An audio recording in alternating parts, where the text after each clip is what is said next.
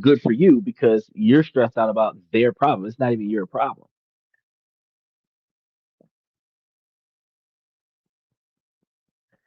What is everything the one thing at same time? Uh, I don't know because I don't know what everything is. I don't know what the one thing is, and I'm not sure what's at the same time.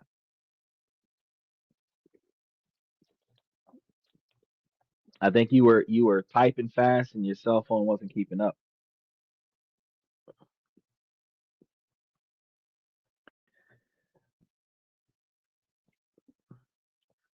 I can't even decipher that into a different code. Is everything the one thing at same time? Just based off of that question, no.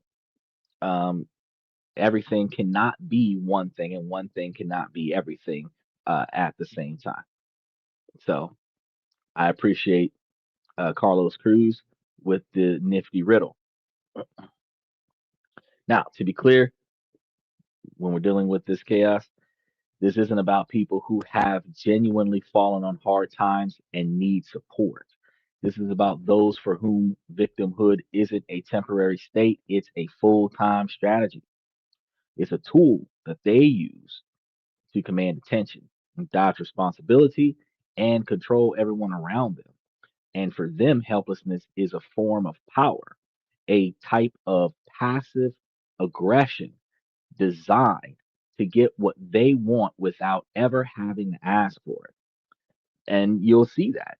Somebody's in a desperate situation where they quote unquote need money and they tell everybody how much they need without ever asking for it. And then people will see them in need and then they'll try to help by giving them what they need. So you never ask anybody for anything, but you end up getting it from them anyway. Weird, huh?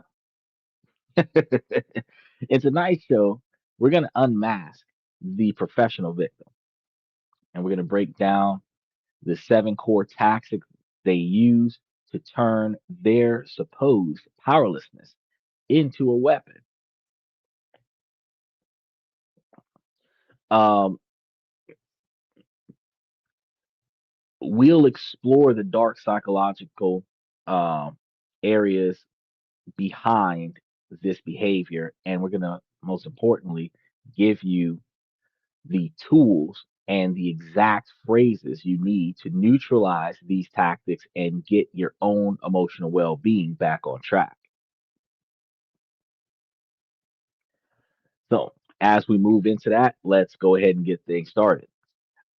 Um, on a side note, when your questions start making sense directly related to the topic, Carlos, then I'll address them. But as it stands right now, one step away, one step away. Okay. Now, first tactic we're going to discuss the blame game amplifier. Now, the first and most foundational tactic is what I call this blame game amplifier.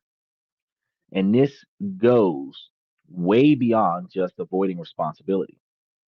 Most people might say, I was late because of traffic, but a professional victim turns this into an art form. They build an elaborate story where they were the innocent target of a grand conspiracy of misfortune. It's not just that traffic was bad, it's that the universe itself has a personal vendetta against them. And this traffic jam was just the latest proof. They don't just blame people, they blame systems, circumstances, their past, anything and everything that isn't them. Blame it on the devil, anything. And this is a classic sign of what psychologists call an external locus of control. The core belief that your life is controlled by outside forces, not by your own choices, but in the hands of a manipulator. It's not just a belief, it's a performance. They describe events with a sense of cosmic injustice that makes you feel their suffering is uniquely profound. And you'll hear phrases like, of course, this would have only happened to me, or I can never catch a break, or why am I always the one who suffers? These tactics does two things. First, it makes them completely unaccountable for the situation that they're in. By painting themselves as a powerless pawn, they're off the hook for their own actions or inactions. If they miss a deadline, it wasn't because they procrastinated, it was because their coworker was a distraction, their computer was slow, and a dog barking 3 blocks away kept them up all night. Now, this story is always complicated and it's always clear to remove them from any blame. The story is going to be formulated in a way where uh, they're not at fault for what they're doing or what they didn't do.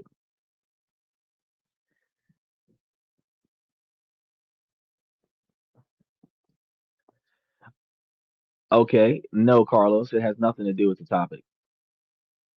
So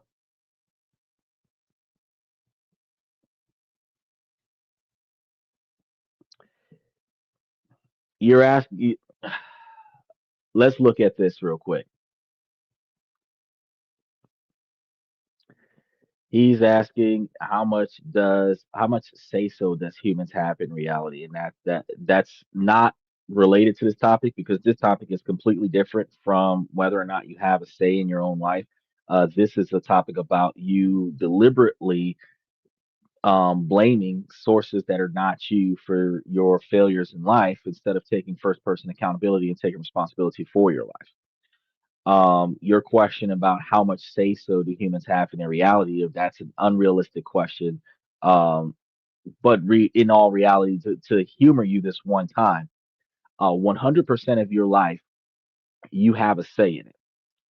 And 85% of your life is about people who have more authority over your life than you do. When you are the only authority in the area that controls the scenario, you control the scenario. But say, for example, if you're out on the street, you decide which direction you go until a police officer redirects you. You're out on the street. The police officer's not there, but guess what? A construction worker can redirect you for your own safety. Um, the mayor can shut down the street. A judge can enforce curfews that prevent you from walking on that street at a certain time of night.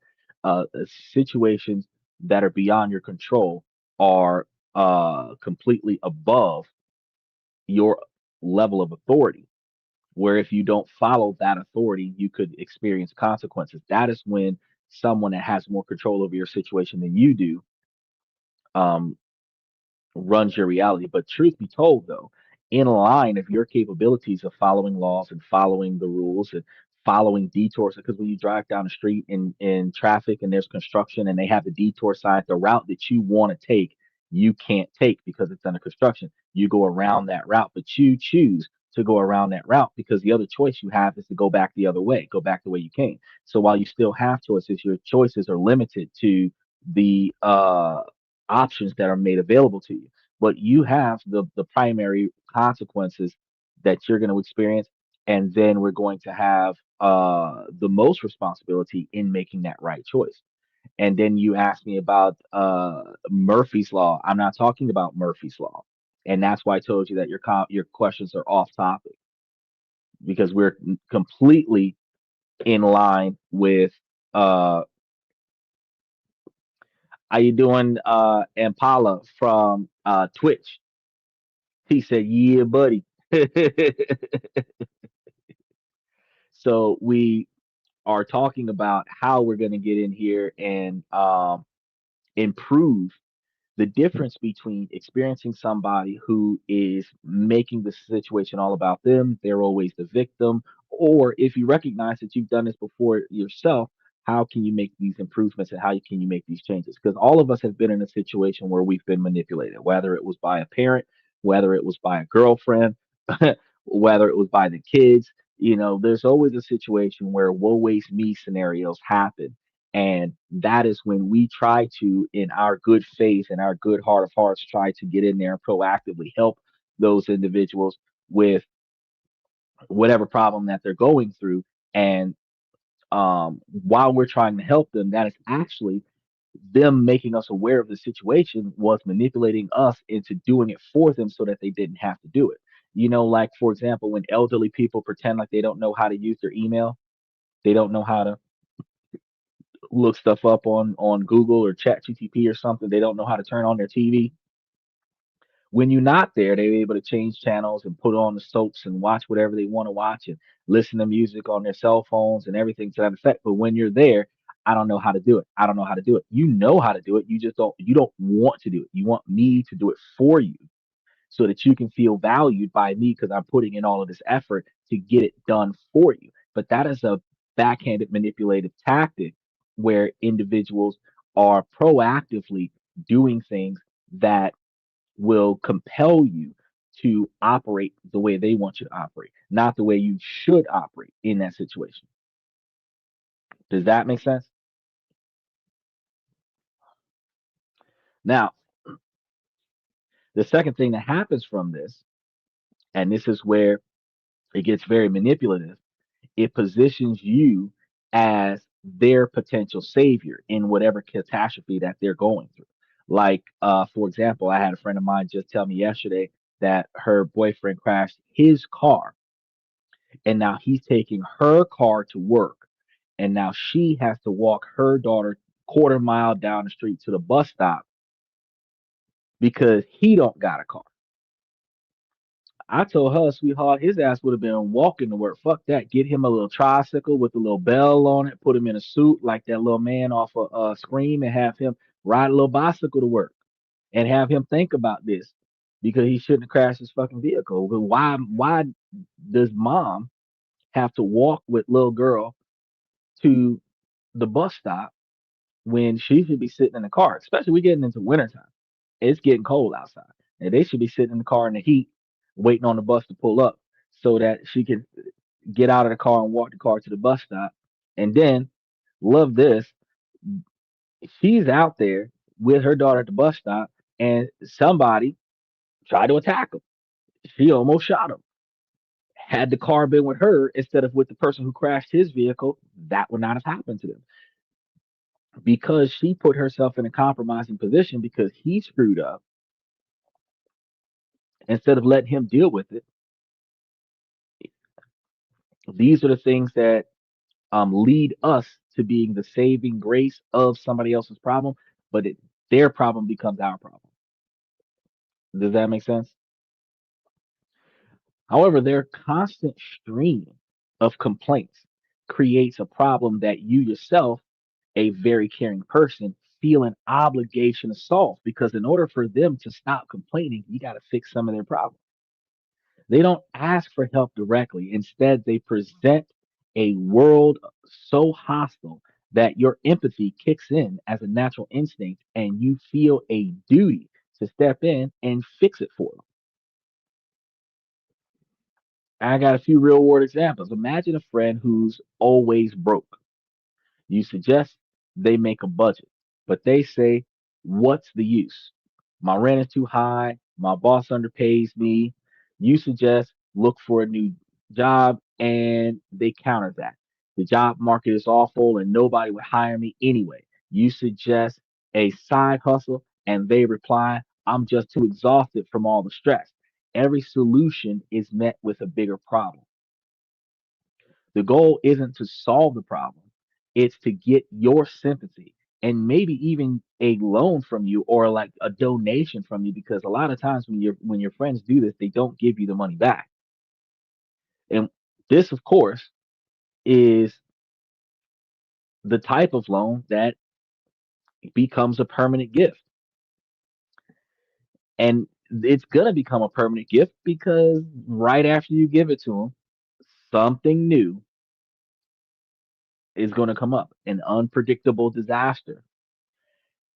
Weirdly enough, before they pay you back. But when you're not looking to be paid back, they have extra money to have fun with. I actually had a buddy of mine, and this is before I learned don't give friends money, loan it to them under contract with interest, and you can loan it under contract with interest with no expiration date. But the interest will continuously accrue on whatever date that y'all agreed upon every month for every year until they've paid you back in full. Now, any loan that goes unpaid for over 10 years is something that you can't go and recoup on in a courtroom. However, if you were to let it linger for 4 or 5 years with interest, they're responsible for giving it to you. Look, Michael said, "Glad it's your problem, not mine." Exactly. Exactly. That's how I feel these days. It's like shit, that ain't my problem. But the thing is that when uh I had a buddy of mine, I had gave him something for something, and then he was talking to me about going to Fort Lauderdale to go visit family. Hey, wait, hold on. How the fuck you got time and money to take days off from work to go hang out in Fort Lauderdale, which is going to cost you money? You're going to have to get you a hotel out there. And while you're out there spending money, hanging out with family, you still owe me money. Now, fuck that. You got to pay me first. You pay me first or you can't go. I was that serious. And he paid me first. He paid me first. But my friend know me, I would have repossessed his vehicle. I would have look now. He would have went outside, that motherfucker would have been gone.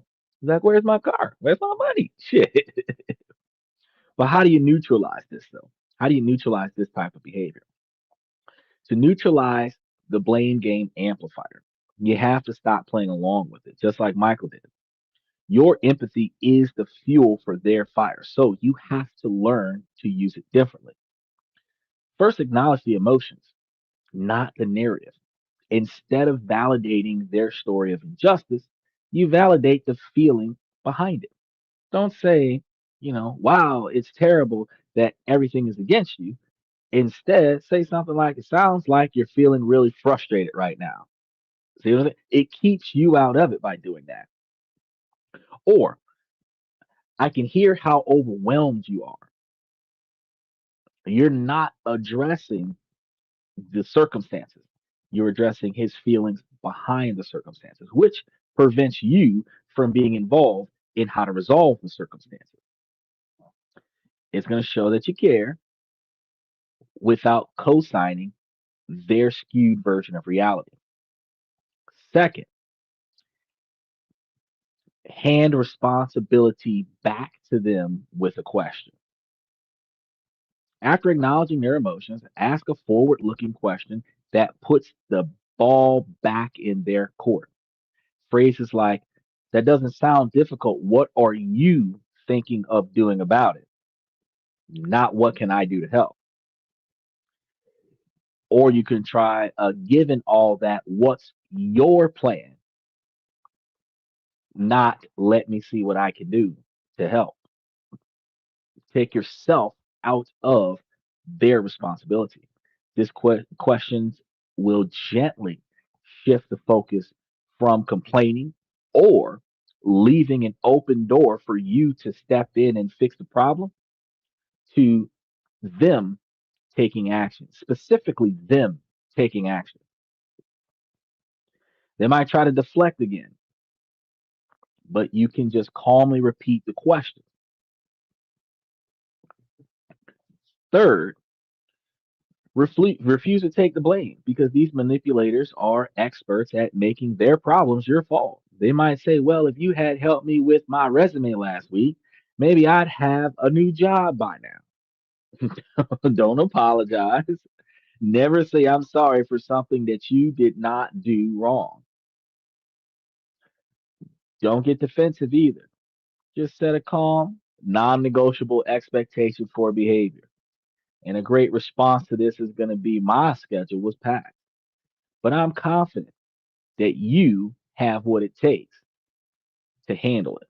Or more directly, I'm not responsible for that, but I'm happy to hear what you decide to do. In either situation, you're not taking the fall for what they did or didn't do. Michael says, I don't want to hear about it. And yes, I don't care. Fix it or shut up. But see, he's 71 years old. Yeah. When you get that old, you tired of the bullshit. When you young, when you 18 to 24, when you 15 to 19, you're easily manipulatable. Oh, my heart aches for your pain. Let me help you. You didn't help enough motherfuckers. You get to a point where fuck you. I'm out. Like Michael said, I'm not gonna fix your problem. You could, and then even those people who came through here yesterday with their religious spiels, you're supposed to give out of generosity. You're not supposed to give out of duty. You're supposed to give out of the kindness of your heart with no strings attached, no expectations, and a smile on your face. If you're stressed out, there's no smile there. If you're frustrated, there's no smile there. You are only supposed to give when it makes you happy to give, not when you feel compelled to give, not when you're heavily encouraged to give, not when you are peer pressured to give. Oh, everybody else gave it this motherfucker. Now I gotta get it this motherfucker too. No, that's not that's not when you're giving for the sake of giving. That's when you're being forced to give. You know those commercials that we used to see on TV? 25 cents a day will feed this starving child in the middle of South Africa somewhere, and they were still starving, but somebody was making a bunch of money off that shit. If somebody could eat for 25 cents a day, people wouldn't be homeless in America. So, how you doing, Dylan? Good to see you, man. He late. So I just try to figure out like what is up with the dynamic when people throw that out there. But I actually did do a calculation and I did come to turnabout that it would take approximately $10 a month from every person in the United States to give to the same source whose delivery was to improve homelessness. And it would effectively not just reduce, but over time eliminate the homeless population. Because if everybody, we got 385 million people in America, which means that would be about $3.8 million a year. And with $3.8 million a year, if that person was developing apartment complexes for the homeless, where they would build complexes where they would have 18 months of free rent before they would have to start paying rent. And in that 18 months, you'd help them find jobs, get their IDs back together, and other such things. Then those individuals would be able to be reincorporated into society. If they have a contract of performance lease where their residency is exclusive to their cooperation with the program, just like a halfway house or a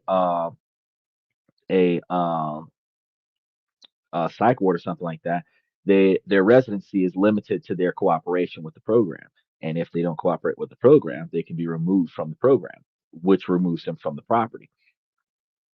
Because you're putting them in there for 18 months rent free, and then you're putting them into a payment option where they will be able to start paying rent for that place that you put them in.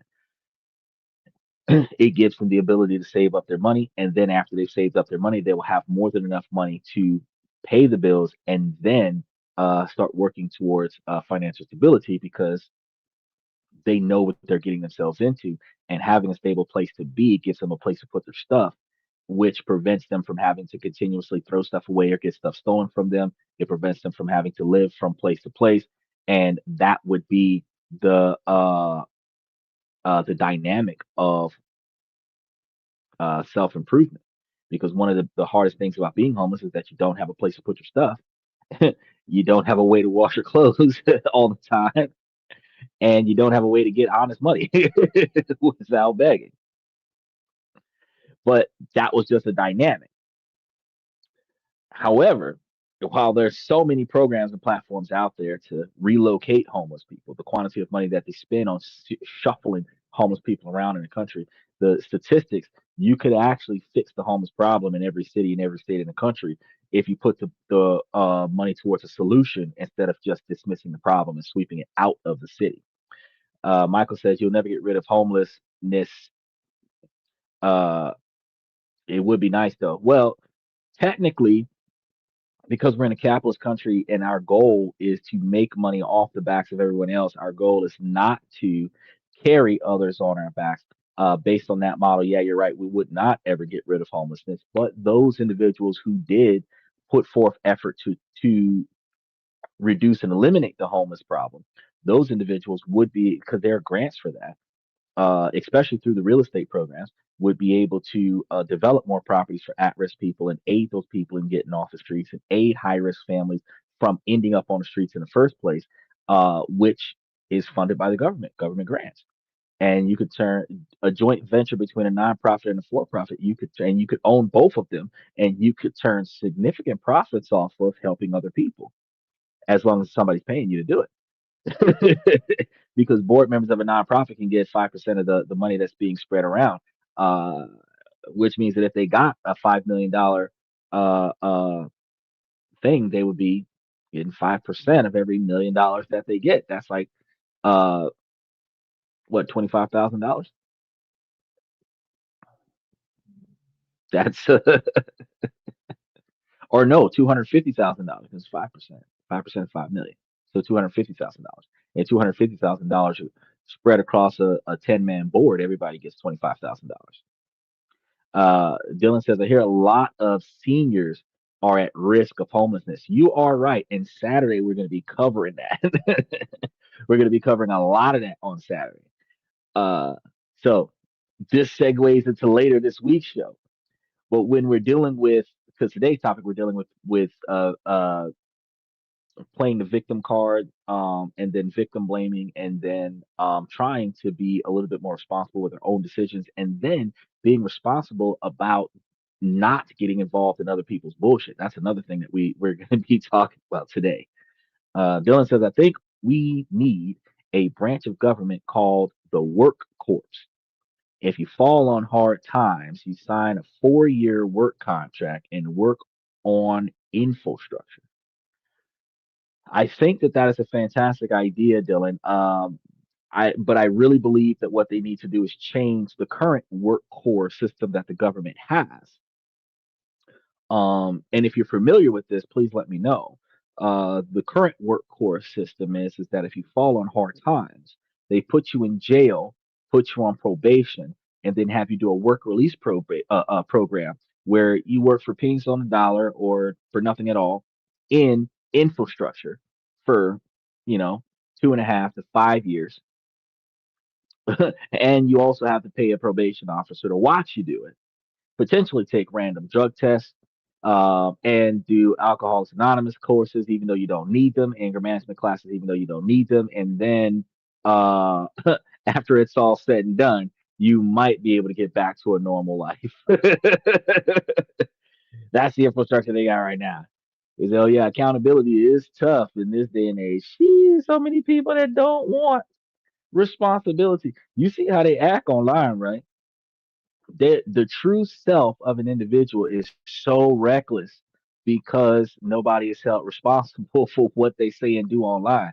You are not going to reach through the phone and slap the taste out their mouth. So they will get rough on you on the phone. You have to woosah and you have to stop because you'll get pissed off to high heaven. Michael says, Dylan, I'm just one medical bill away from homelessness. Shoot. The people who were furloughed were just 2 weeks more before they were homeless. Probation is a son of a bitch. It makes God money. I hear you. The government will get your money. Exactly, sir. Woosah. Now the key is to detach from the blame story and firmly but kindly put the responsibility right back where it belongs with the person doing all the complaining. The second tactic is a direct follow up to the first tactic because we're going through 7 tactics today. And it's one of the most frustrating manipulative loops to get stuck in. It's called that yes, but gauntlet. And this is where the professional victims ask you for advice, then systematically shoot down every single solution you offer. It's a game they can't lose, designed to prove that their problems are uniquely unsolvable. There's absolutely no way for us to get through it, right? It is impossible. We've done everything that we can do without ever trying to do anything at all.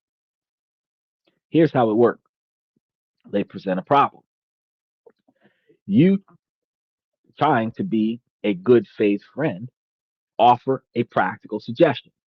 Their response almost always starts with, yes, but, or I tried that, but, followed by a reason why your great idea won't work for them.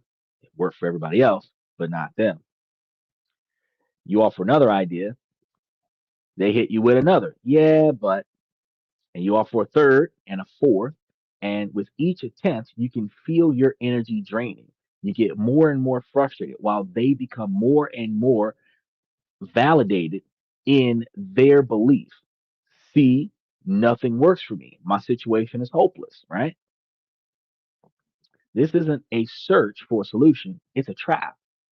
The goal of the yes but gauntlet is twofold. Um, Dylan says, sounds like when they ask where you want to eat. Oh, it's the same trap when women ask men, ladies, this is a male driven podcast from the male's perspective. So, I mean, while I prefer for you to like and subscribe, if any of this hits you the wrong way, the shoe fits, the only thing I can ask you to do is wear it. But this is true to life. When a man asks a woman what she wants to eat, and a woman says, I don't know, pick something. And then the man picks something. And then she shoots down everything he picks.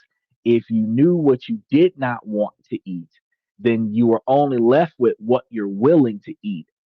So tell me what it is that you're willing to eat so that I can pick where we're going to go out of the places that you're willing to eat.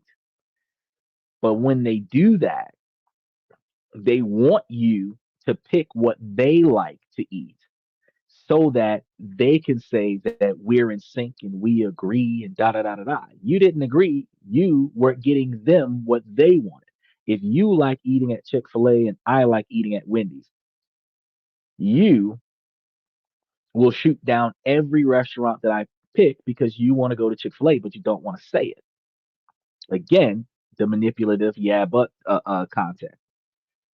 Then you turn around and complain about how you didn't get anything to eat. Me, I'm not that guy. Here comes Michael. He said, I don't give them advice. That's right. I'm not going to ask you what you want. Are you hungry? Yes or no? I am spin the block. If I look at you and ask you, what do you want? I don't know. Good. You are an anonymous vote. I am going to get Chinese food. We're going to find the nearest China Walk and get us some boneless spare ribs. If you don't want anything from there, that's fine. There's food at the house. I'm not good. I'm not going to pick 3 choices. If you don't want where I'm about to go, you better say something before we pass your restaurant because I'm not going back. First person accountability, non negotiable expectations for behavior. Dylan says, I mean to say you think it wouldn't be a big deal to choose where to eat, but it turns into psychological warfare. I'm just done with that bullshit. Look, I'm on that same position. Psychology is what we're about to get into because psychologically it's going to reinforce their identity as a victim. I'm so hungry and I don't know what to eat and I'm starving to death because I can't pick anything. the same as I can't pay my bills, but I don't want to go find me a job, and I don't want to. I have to go dance on the pole where they're punching me in the face and trying to take advantage of me in the VIP room instead of getting a real job. By proving that even the most logical ideas are useless, they prove to themselves and to you that their suffering is a special situation, like finding a Mewtwo on Pokemon. It's not that common. uh, Michael, as I just say, I had a dream about where we're going to dinner, and what do you think? And she'll say the restaurant name, and I agree with her, and she she feels like she wins.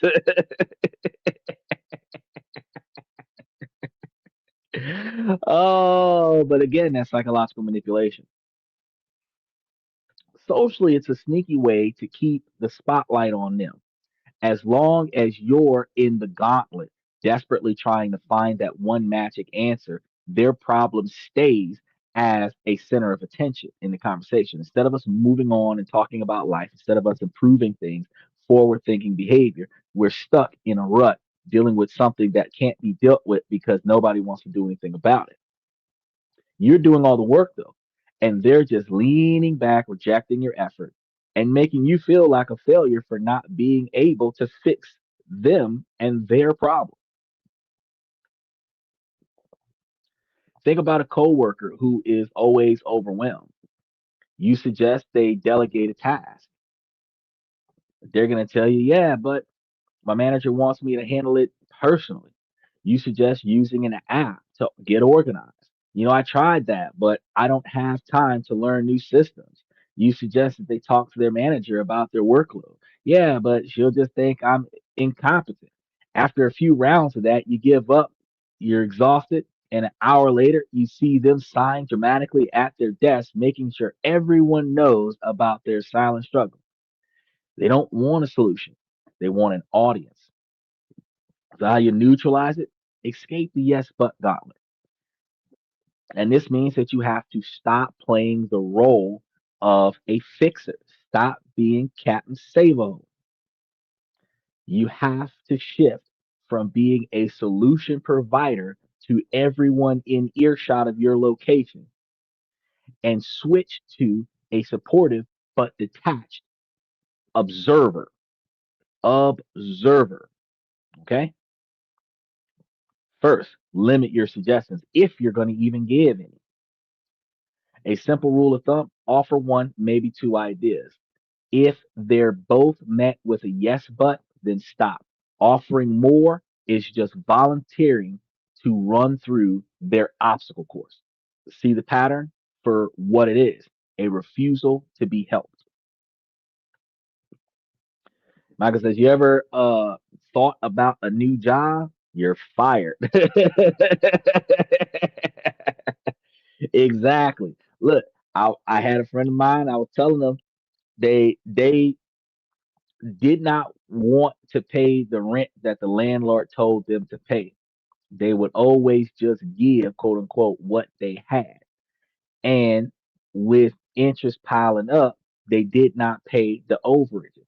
After about a year and a half of that, they owed 2 months worth of rent fully. On the third month of that, they were uh, evicted. They were kicked out because you did not pay the whole amount.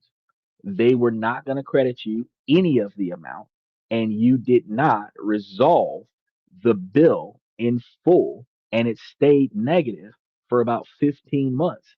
And then the one time that you were 2 months behind on that third month, you out.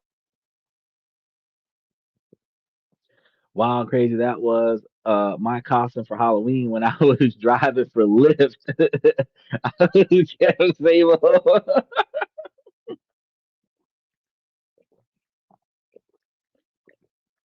oh, he said thinking about a new job. You're fired. I don't understand. Okay, so Dylan, your workload is too much. You sighing because you need help, but you don't want to delegate. You're not getting the task done on time. Uh, If you haven't thought about a new job, even as your supervisor, I would help you out with that because I will fire your ass. You don't gotta stress about this job no more because you don't have this job no more.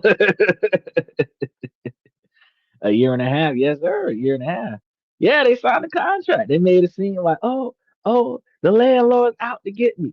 No, the landlord didn't give two shits about you. The landlord was out to get your money from that contract that you signed. Oh, yeah, it sucks. Yeah, it sucks. Try get thrown out on your ass, and then you be sitting out there on your doorstep for 3 weeks with nowhere to go, sleeping on the sidewalk because they took you and all your shit and put on Saturday. You paid your motherfucking rent. You wouldn't have been outdoors. Now, the second thing here is you want to put the onus back on them. When they shoot down your idea, turn right back to them with a calm, open ended question. A powerful phrase is, it sounds like you've already put a lot of thought into this. What do you think you might do? You know what I'm saying? Why am I finding all the solutions for this? Ain't even my problem. What are you going to do about your problem? Another great one is, since my ideas seem to not fit your situation, what solutions are you considering for your problem? This forces them out of the passive role of a critic and into the active role of a problem solver. And they probably won't have an answer. And that silence tells you everything. It reveals the goal was never to find a solution at all.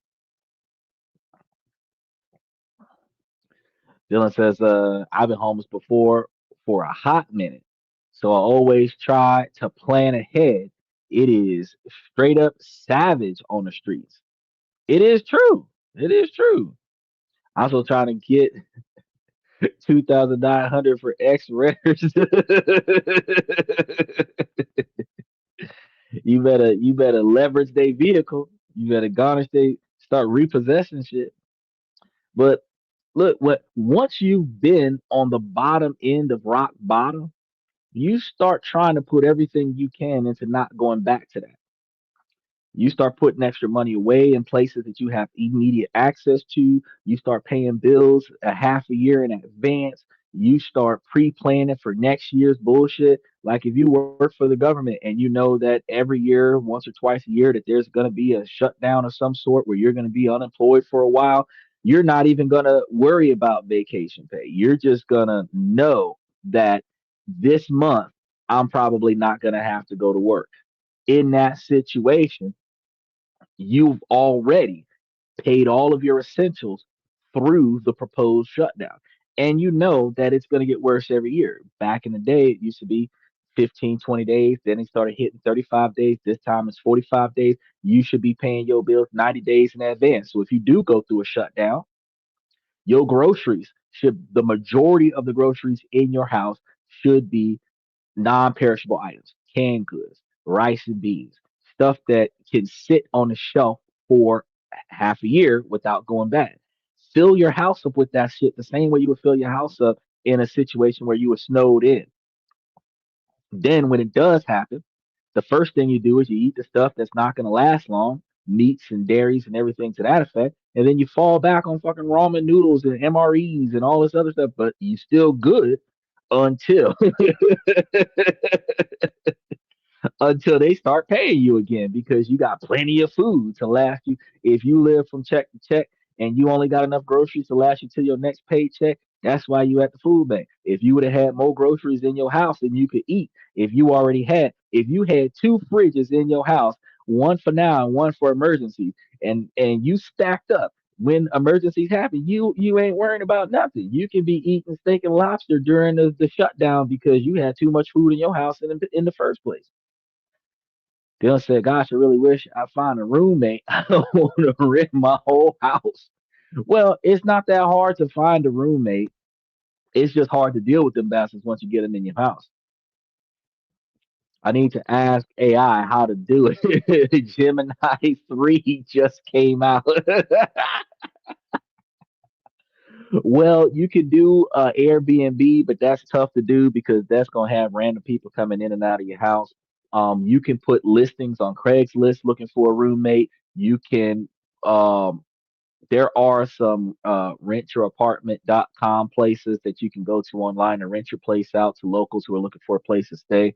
Or instead of you just putting your place up to stay, you can do a search like Craigslist or other such places where people are looking for a place to rent in your area, and you can scan their application request, see what they're willing to offer, what price range they're in, what situation they got going on, and then you offer your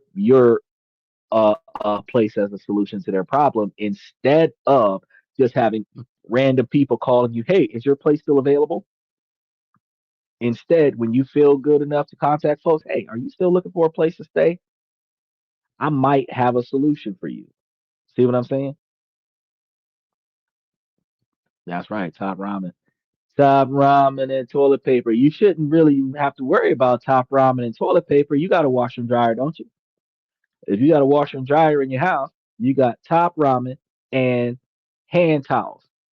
And then you take them hand towels after you wipe your butt, you put them in your washing machine with your dirty laundry and you wash them and recycle the way we did with the satchels with the baby in the manger and all that. Y'all remember them reusable diapers? Not the disposable one. We've been doing disposables for so long, but Michael, you from the 70s. You remember them reusable diapers? The baby make a mess in it, you throw it away, you take the diaper, you wash it, you put it back on the baby. You had like 7 or 8 of them bad boys. That way you take one off, put it in the laundry to be washed, and put a clean one on. So the baby always got a clean one on, but you always got 2 or 3 of them in the wash. And you used to hang them out on a clothesline and sun dry them. Dylan buy a home, rent out your apartment. Ramen is good. You use Vidget, almost no toilet paper. Woo! Very subtle. Yeah, that's what you don't want a million people calling because they sure the fuck will. People will torment you as long as your listing is up there. Yeah, the cloth diapers. That's right. They used to have linen services for baby diapers. Yeah, you used to be able to take stuff like that um to the dry cleaners. Invest in Depends. That's a good stock to get into because adult diapers as well as feminine products are highly profitable these days. So if you was to invest in that stock, you would definitely. That's one thing that's not going under with the government shutdown. Women are going to need their feminine products. If you invest in that, they might not got no food, but that time of the month definitely got some essentials.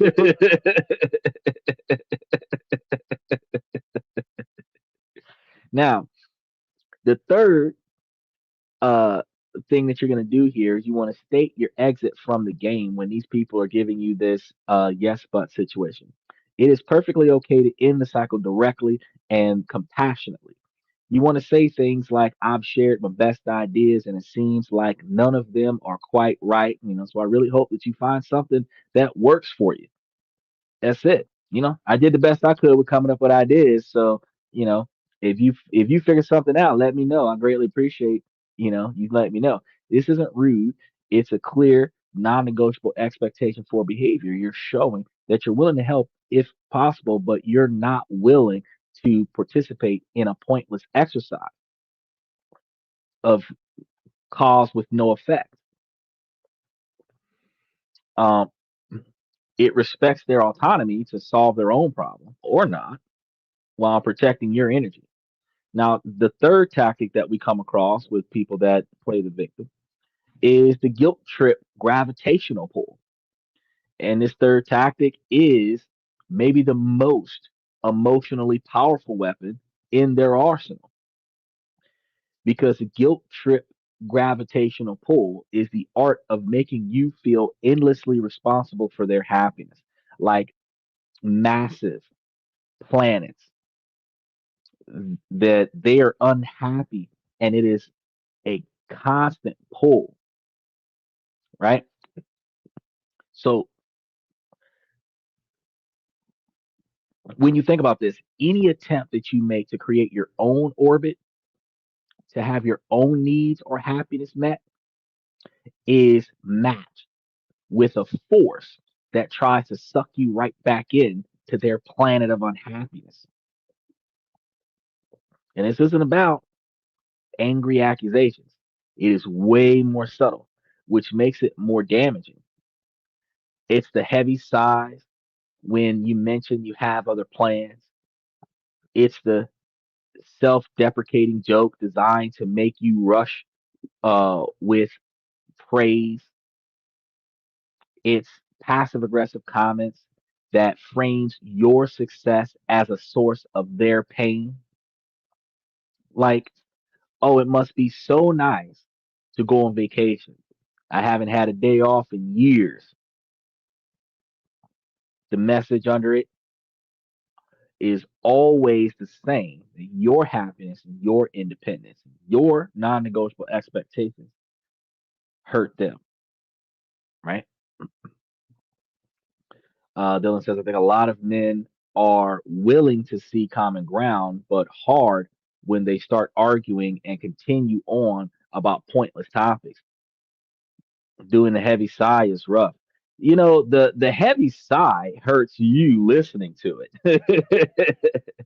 The comment about investing in depends, Michael. I thought it was wild, but he's right. We talk about stocks on a regular basis, stocks, bonds, mutualities. We're going to be talking about Bitcoin in a few weeks because Bitcoin went down from over 100 grand. But yeah, it's a good investment. So while he slid it right in there during the perfect time because we were talking about the reusable diapers, it is a bit wild, but you're right, factual. Um, the diaper industry doesn't just do baby diapers; they do adult diapers.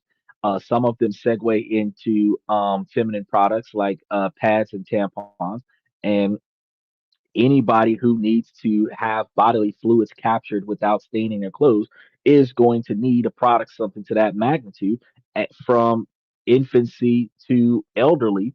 And while men can get away with some of that stuff, feminine issues are going to require feminine products even when there's no budget for it. So we got to go get it. Got to go get it in surplus. That's part of the pink text. So when you think about that, yeah, that's a pretty good market to invest in. Need to invest a form to table diaper straight for cotton farm from the farm to the table, from the table to the baby's butt. That's strictly organic diaper farming. That's a good product. That's a good. That's a good product. Now, professional victims use guilt like a leash. They expertly position themselves as so fragile and easily wounded that you start to feel like you have to walk on eggshells. So you begin second guessing your own choices, wondering if I do this for myself, will it upset them? Over time, you start sacrificing your own needs to avoid setting them off. You skip the weekend trip because you know they'll make you feel bad for leaving them alone. Or if they don't live with you, you'll leave and not tell them about the trip so that they don't make you feel bad about going. You don't celebrate your promotions too loudly because it will be met with a sad comparison to their stalled careers, and you are effectively being held emotionally hostage in these type of situations. Oh, but they don't have edible diapers, but they do have edible underwear, typically for the women.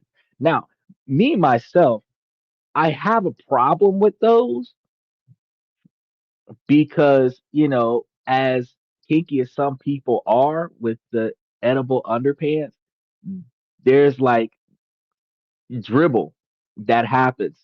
And as a result, so I don't understand why people are like, oh yeah, edible. Nah, that's just too much for me. Now, I mean, not an edible bra, maybe, because the worst that'll happen there is milk. But edible underpants, not okay with that. I only watch the mini features. It's barely up from the steep dip. Yeah. Well, when you think about from Bitcoin, a steep dip from 100 and I think 150,000 all the way down to 90,000, that was a very huge dip. He said exactly the chocolate name diaper. Now, a classic example of what I was referring to a moment ago is a family member who uses loneliness as a tool. So you call them and you say to them in a sad tone, or they will tell you in a sad tone, I was just sitting here staring at the walls and I haven't spoken to a soul all day. It's not a direct accusation, but it's heavy with guilt though. And it makes you feel like your call is just a single drop of water in their vast desert of suffering and that you're a bad person for not doing more. If you try to end the call, they might say, "Oh, okay, I'll let you go. I know how busy you are." A phrase perfectly crafted to make you feel selfish for having your own life. Me, I'm like, thank you. He said, I eat at the Y. Michael, first of all, only the Catholic Church is supposed to be doing that. Secondly, you better leave the little boys alone. Now, how do you neutralize these guilt trips? Because I know a lot of us have experienced guilt trips from our parents, and a lot of us fellas, we've experienced guilt trips from our girlfriends and our wives. We experience guilt trips from our girlfriends before they become wives because the first guilt trip that you get from your girlfriend that every husband can remember is I won't make you a sandwich until you put a ring on this finger. Why do I gotta do your laundry if I don't have a ring on this finger? Why do you get to go hang out with the homies when I don't have a ring on this finger? Think about it. Think about it. Then after you get married, you be sitting over here wondering, why are you not doing wife material now that you got the ring on your finger? Because what you married is what you had before you married it. Now, how to neutralize the guilt trips? Hold on a second. You'll say, yeah, parents are tough ones. Uh, one of my parents is on their third wife, and I try to tell them, but they are the unstable one. No, no, if they're on their third wife, they can have a third wife. My concern is, do I have to get to know this one since it is clearly temporary?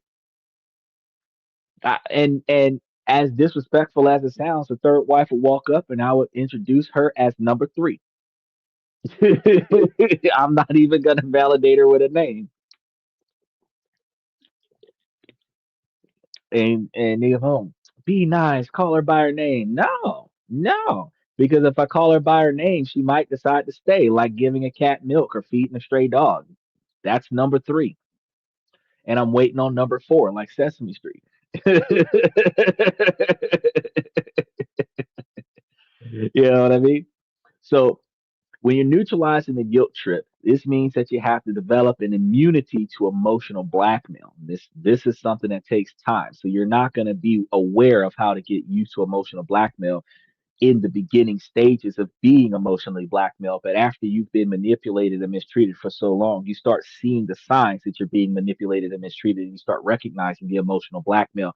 And that's when you start thinking about how do you get over this. And once you think about this emotional blackmail, you have to learn that you yourself must separate their feelings from your responsibility because how they feel is not you. You standing in the middle of a room and somebody busts out cries, it is not your responsibility to give them a hug. Fuck they tears. I don't want to mess up my satin suit. You understand? I did that. This one is not tear resistant. Sodium stains. Cry over there. You go to a funeral, everybody crying. Not on me. I'm too pretty for that. Go cry over there. People gonna say, "Oh, you're heartless." Right, right. Because I am the one that's got to pay for the dry cleaning bill to get your snot out of my suit after you finish crying on my outfit. No, Dylan says maybe I could figure out uh, to not care about the black male so much. I do feel used, and it has been 4 years since I was with them. Well, you're gonna end up being blackmailed by them, and but when you recognize that they're blackmailing you, you're gonna be in a situation where you're gonna care a whole lot less. Because the first thing you're going to do is you're not going to apologize about your non-negotiable expectations for behavior. You have a broke friend that's broke, they broke. Oh, hey, let me give you some money. No, that's okay. They broke. They come and tell you that they broke. You acknowledge the fact that they broke. If you had a conversation with them 6 years ago about what they could do to get them a job, you ain't talking about it today. They tell you that they broke. They broke. I'm acknowledging the fact that you ain't got shit. They hungry. They hungry. I recognize that you're hungry. I am not going to feed you. Maybe if you stay hungry long enough, you'll go get you a fucking job. As this how it is.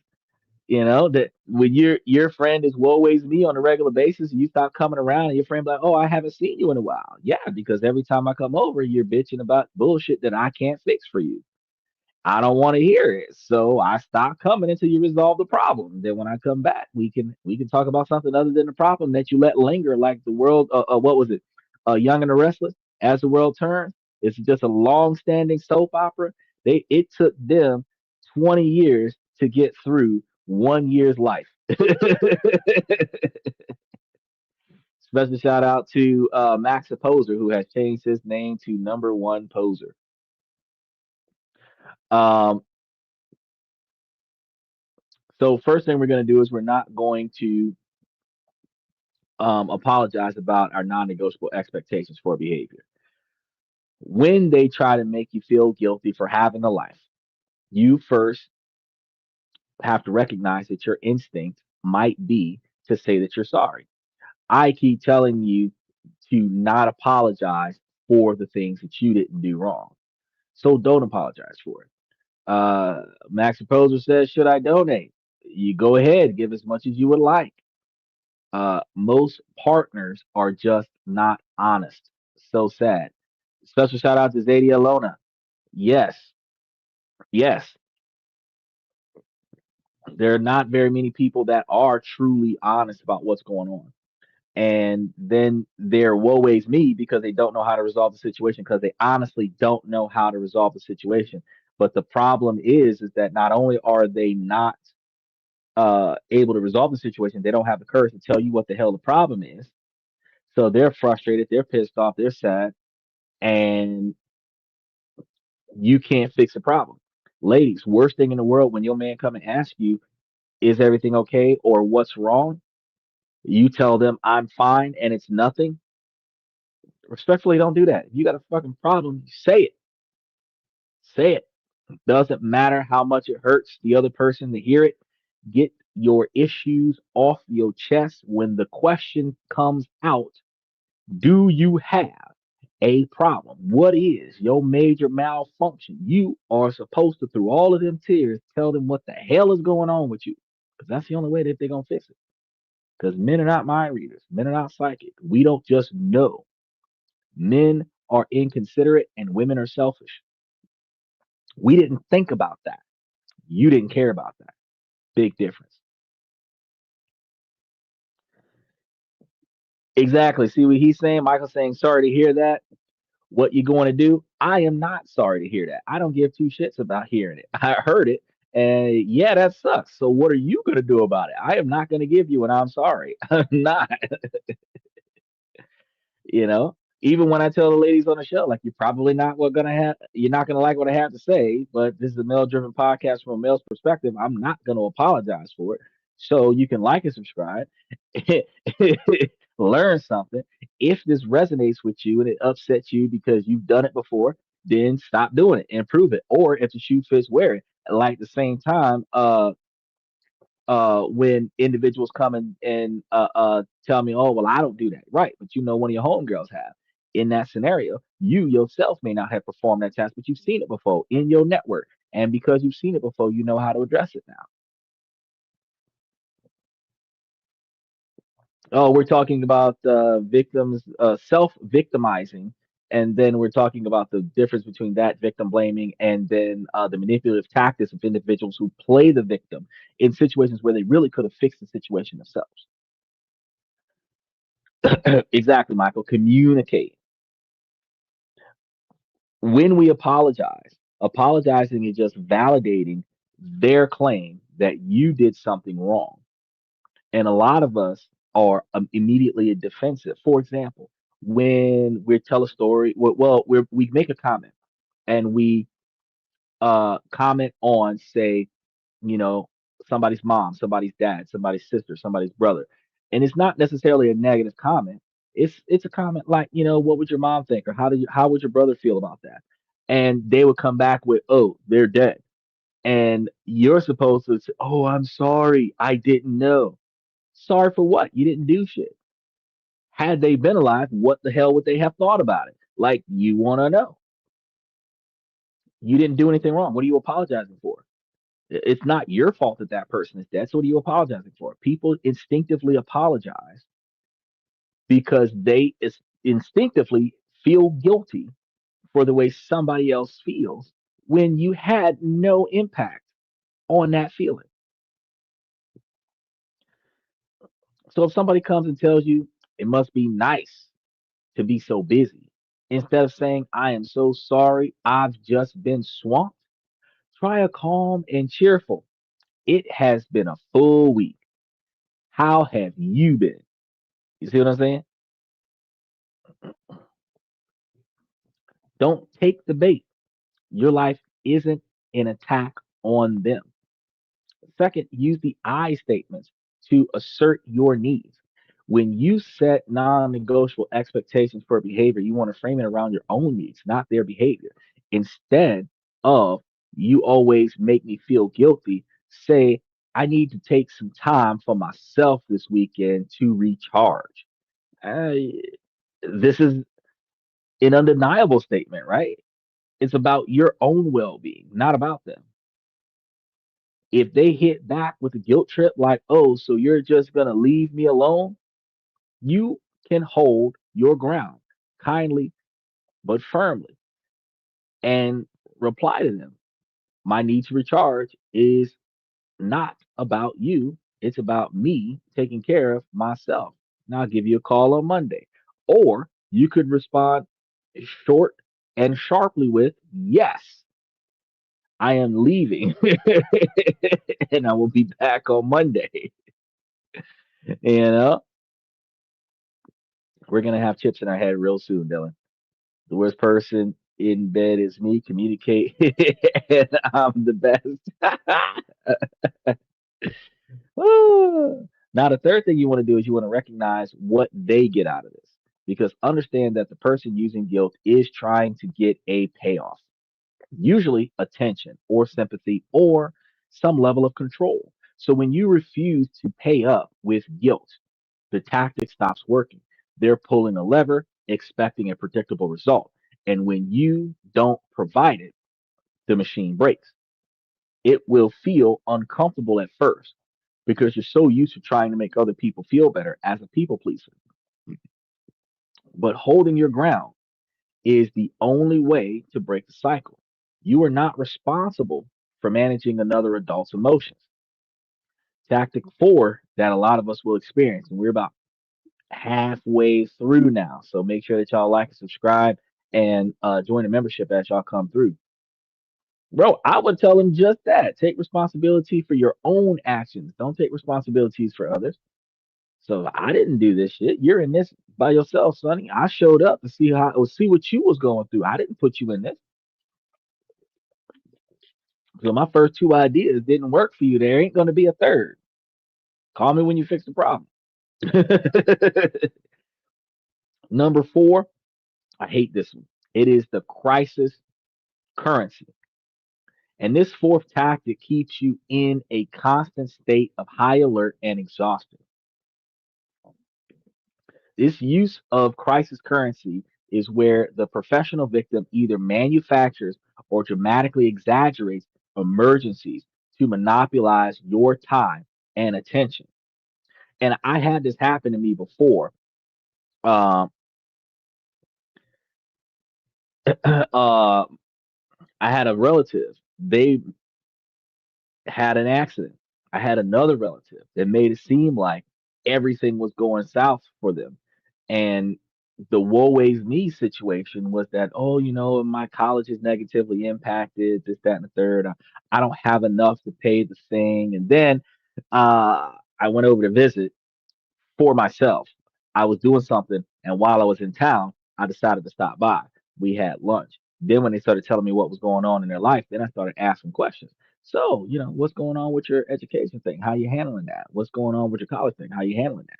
Never did I ever say, I will loan you some money or I will give you some money or I'll help you pay for your financial problem. Because that's what we do when they usually, oh, woe is me, woe is me. Because this is the same person that when I have casual conversation with, they done went to Puerto Rico, Mexico, 13 different states in America. They're on their way to Chicago. Well, if you stop wasting money traveling, you have plenty of money to pay for the thing you're trying to do for your college. I ain't went nowhere. What the hell am I paying for you to travel the world for? And that's some of the things that people don't pay attention to. So for them, a normal Tuesday doesn't get the attention that they crave. So they create a world of nonstop drama. And this situation happened. So when I heard it, then when I went and talked to the one that had the accident, it wasn't nothing. He got a bandage, went only, I think he missed like a day or two from work and went right back to work. The one that made it seem like the world was in it was like, oh man, leg is broke off and oh, he's gonna be in a wheelchair and he can't work no more and I don't know how I'm gonna pay for stuff. And I'm just well, that sucks because everything's rolling smooth on this side of the phone. All the bills is paid for quite a few months in advance. If we got extra money, we invest in stocks and shit. We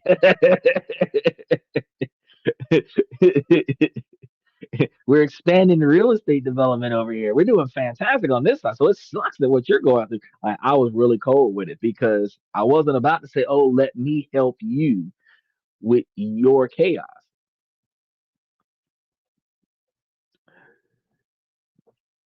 Their life is never just going to be okay. It's always on the verge of collapse. And you're always cast as the first responder. Special shout out to Lucas. How you doing? This tactic works because a crisis demands immediate attention. It triumphs everything else. You might have your own plans, your own problems, and other things that you wanted to accomplish, but the second they declare an emergency, all of that gets pushed aside. Their crisis becomes your priority. These emergencies are often vague but emotionally loaded. It's not a specific solvable problem like my car broke down. It's an emotional firestorm. Like, I don't think I can take it anymore. Or a series of frantic late night texts that imply disaster without any real details. I had a buddy telling me about a code that he needed, a tax code. And I'm like, a tax code for what? I'll tell you later. Fuck you mean you'll tell me later? You tell me now. Oh, I was trying to do something on this website and I don't know the code. What website are you on? I'll tell you later. See, when he told me later, the first thing I did was curse him out. No, you should have told me this shit yesterday when I asked you about it. Because when I first asked you about it, you could have explained to me exactly what you were trying to accomplish, and I could have just told you push the third button and you're good. But you've got me on emotional standby, thinking that this is more serious than what it really is. And the truth is that you could have wrapped that shit up.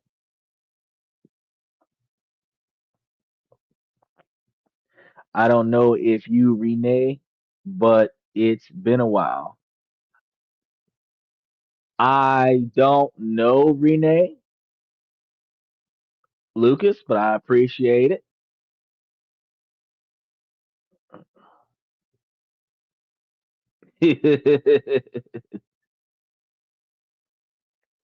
He said, "Did I get blocked? I'll donate if you unban me, bro."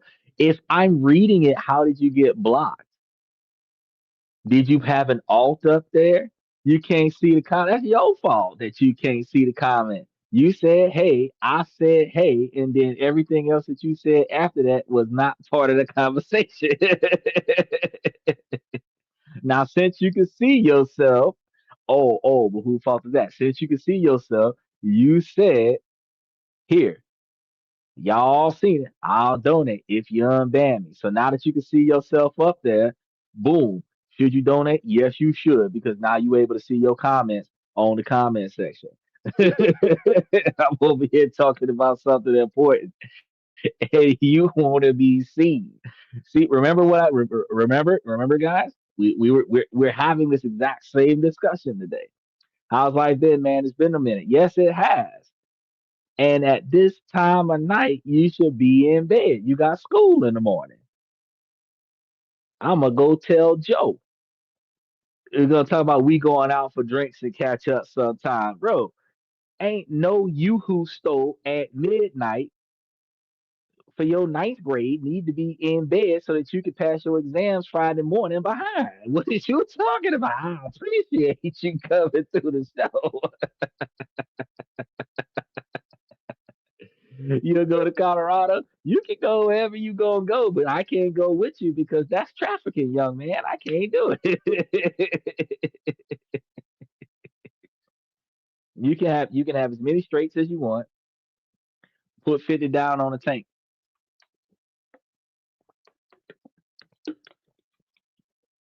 What your allowance is like 30. Put 30 down on the tank. So throw up the big 30 bill.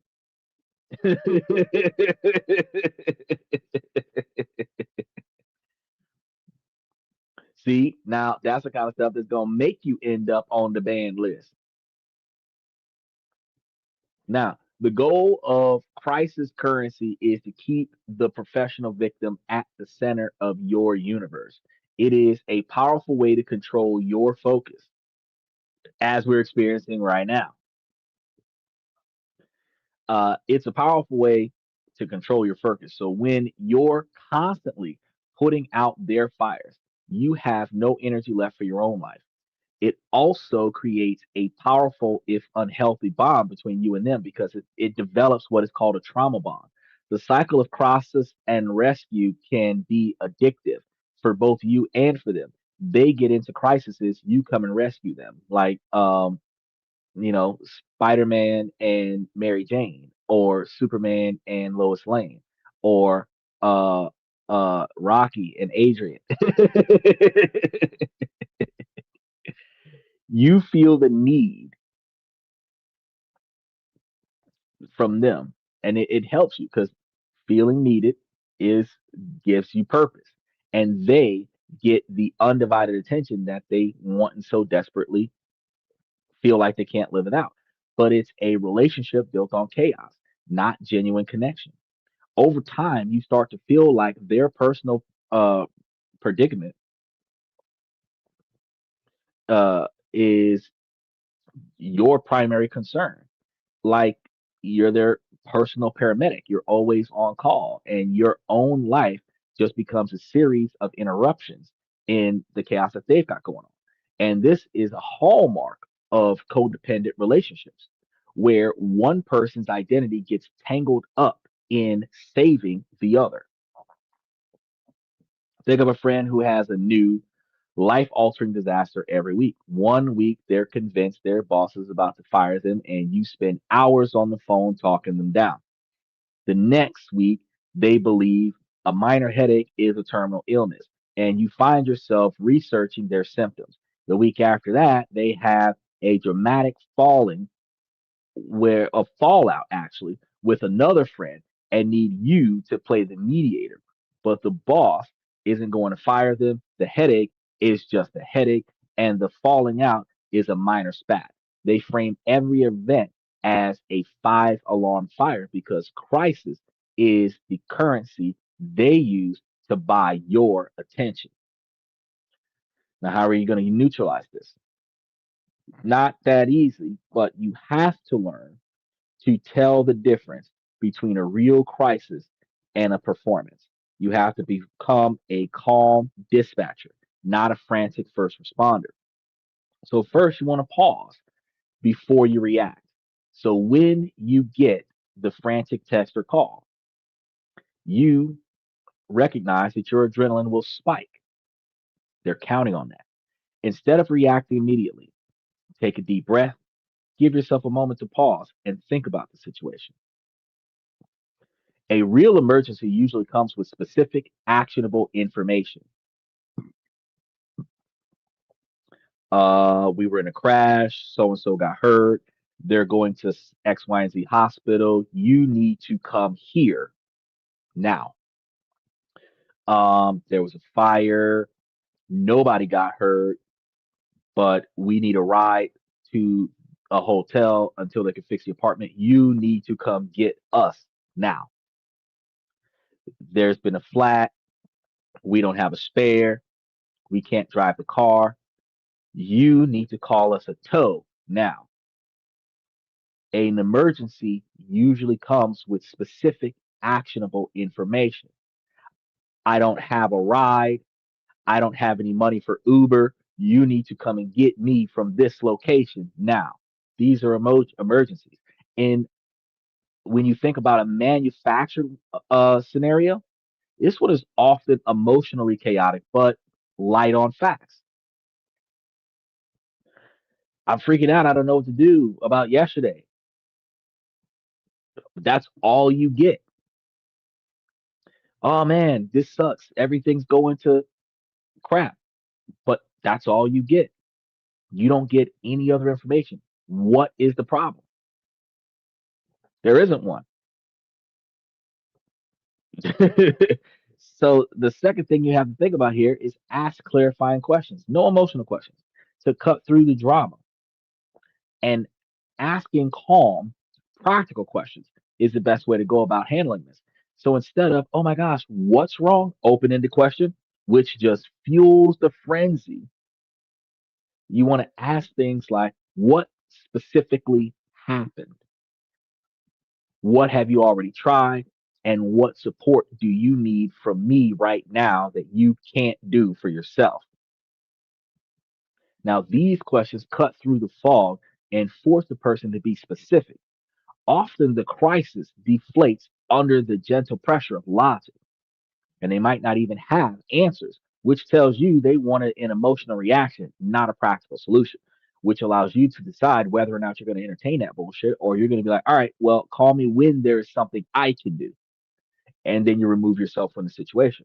Third, offering support, not solutions. So you're not their designated fixer. So instead of jumping in your car or canceling your plans and rushing over there to save them from whatever chaos that they're going through, offer a different kind of support. You can say, hey, that sounds incredibly stressful. I understand that you're going through that. It sucks. Some people want to throw an I'm sorry in there. I don't really feel comfortable with telling people that I'm sorry for things that I didn't do wrong. Right. But this will validate their feelings without taking ownership of their problems. You can also point them to the right resources. It sounds like this might be something for a professional. Get you a therapist. Have you thought about talking to so and so down the street or the financial advisor about your financial troubles or a life coach, right? And it shows that you care, but you also recognize the problem is beyond what a friend should be expected to solve. This is above my pay grade. And when you use that terminology, you understand that friends don't pay friends to be friends. While you can use that as a job, friends don't pay friends to be friends. And as a reality of that, since you don't pay me for this, it is not my job to solve it for you. Think about that. And we're about to get into the final three tactics. And these are some of the most subtle. So if you're finding this information valuable and it's helping you connect some of the dots, take a second. If you haven't done so already, hit the subscription button, hit the like button, mash those reaction buttons. Share this with somebody that you know that can use this. Because this channel is all about giving you guys the tools to understand the dark psychology and build healthier relationships and financial success. And your support helps us make the content just like this even more accessible to even more individuals. Notice Max came in, disrupted the comment section, tempted us with a contribution to the channel, and never gave one. Master manipulators at work. Yeah, it's a young buck, 13, 14 years old, not getting enough attention from somewhere else, comes and gets it from here. Because at 1 o'clock in the morning, what is he doing on YouTube? It is past every kid's, but Adult Swim turns off at 1 o'clock in the morning. Think about it. So let's dive into some tactics. The fifth tactic is going to be the moral high ground of suffering. And this one is one of the most intellectual and emotional manipulative tactics. It's when they take a moral high ground of suffering where the professional victim subtly frames their own pain not just as a burden, but as a source of moral superiority. They operate from the unspoken belief that those who have suffered more are inherently wiser, deeper, and better than those who've had an easy life. And this tactic is so insidious because it's hard to argue with. How can you challenge someone's suffering? You can't. And they use this to their advantage. It creates a dynamic where their opinions carry more weight and their judgments are beyond question. They imply their victimhoods gives them a unique insight into the true nature of life, an insight that you and your relative comfort could never have had. Phrases like you just wouldn't understand or when you've been through what I have, you see things differently. These are designed to shut down conversations and dismiss your perspective altogether. This behavior is linked to a concept that researchers call the tendency for interpersonal victimhood, or TIV, which includes a strong sense of moral elitism. People with this trait often believe their suffering elevates them above others. It becomes a twisted kind of status symbol. They aren't just victims, they're martyrs. And this martyrdom gives them the right to judge everyone else. They might criticize your trivial problems, your naive optimism, or your shallow goals. Your joy can even be framed as an insult to their pain. Imagine a group of friends talking about the future. One person shares their excitement about a new business idea. The professional victim in the group might sigh and say it's nice that some people have the energy to dream. For the rest of us, just getting through the day is a victory. That comment instantly poisons the mood. It reframes the entrepreneur's ambition as some kind of naive privilege and elevates their own struggle as a more authentic, morally superior experience. The entrepreneur is made to feel shallow, and the victim has successfully dragged the group's focus back to their own individual hardship. How do you neutralize this? Well, You have to refuse to accept the premise that suffering equals superiority. You have to hold on to the validity of your own experiences. So, first, don't concede the moral high ground. When someone uses their suffering to dismiss your point of view, don't just nod and agree, because how many generations are we going to be in where people are going to scream slavery and use it as a reason to be assholes in the street?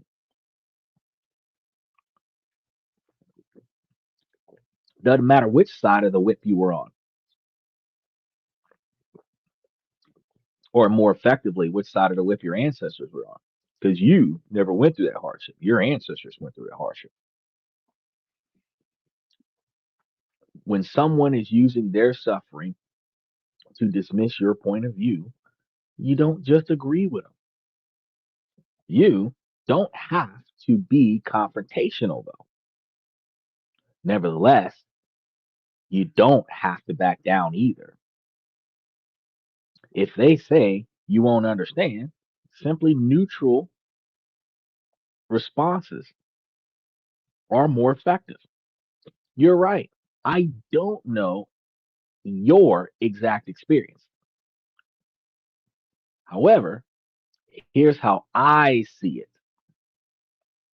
This acknowledges that their reality is their reality without devaluing your own.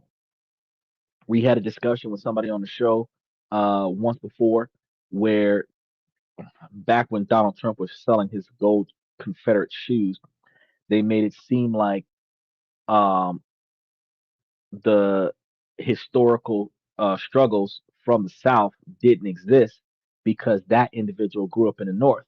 And I explained to him that the way things were in the 40s in North United States was not the same as South United States. What happened in Texas, Mississippi, Louisiana, and Alabama did not happen in North Carolina and Wisconsin, not to the same magnitude. So dismissing somebody's history just because you personally don't recall living that kind of lifestyle doesn't mean it didn't exist, and it does not provide any level of value to your history to dismiss somebody else's history. So recognizing, yeah, this country has two different histories: the history from the North before they took over the South, and the history of the South before they were conquered. And we have to respect that both of them exist, and one of them really, really sucks. So the second thing we have to remember: validate their experience without invalidating your own. You can show empathy for their pain while still holding space for your own reality.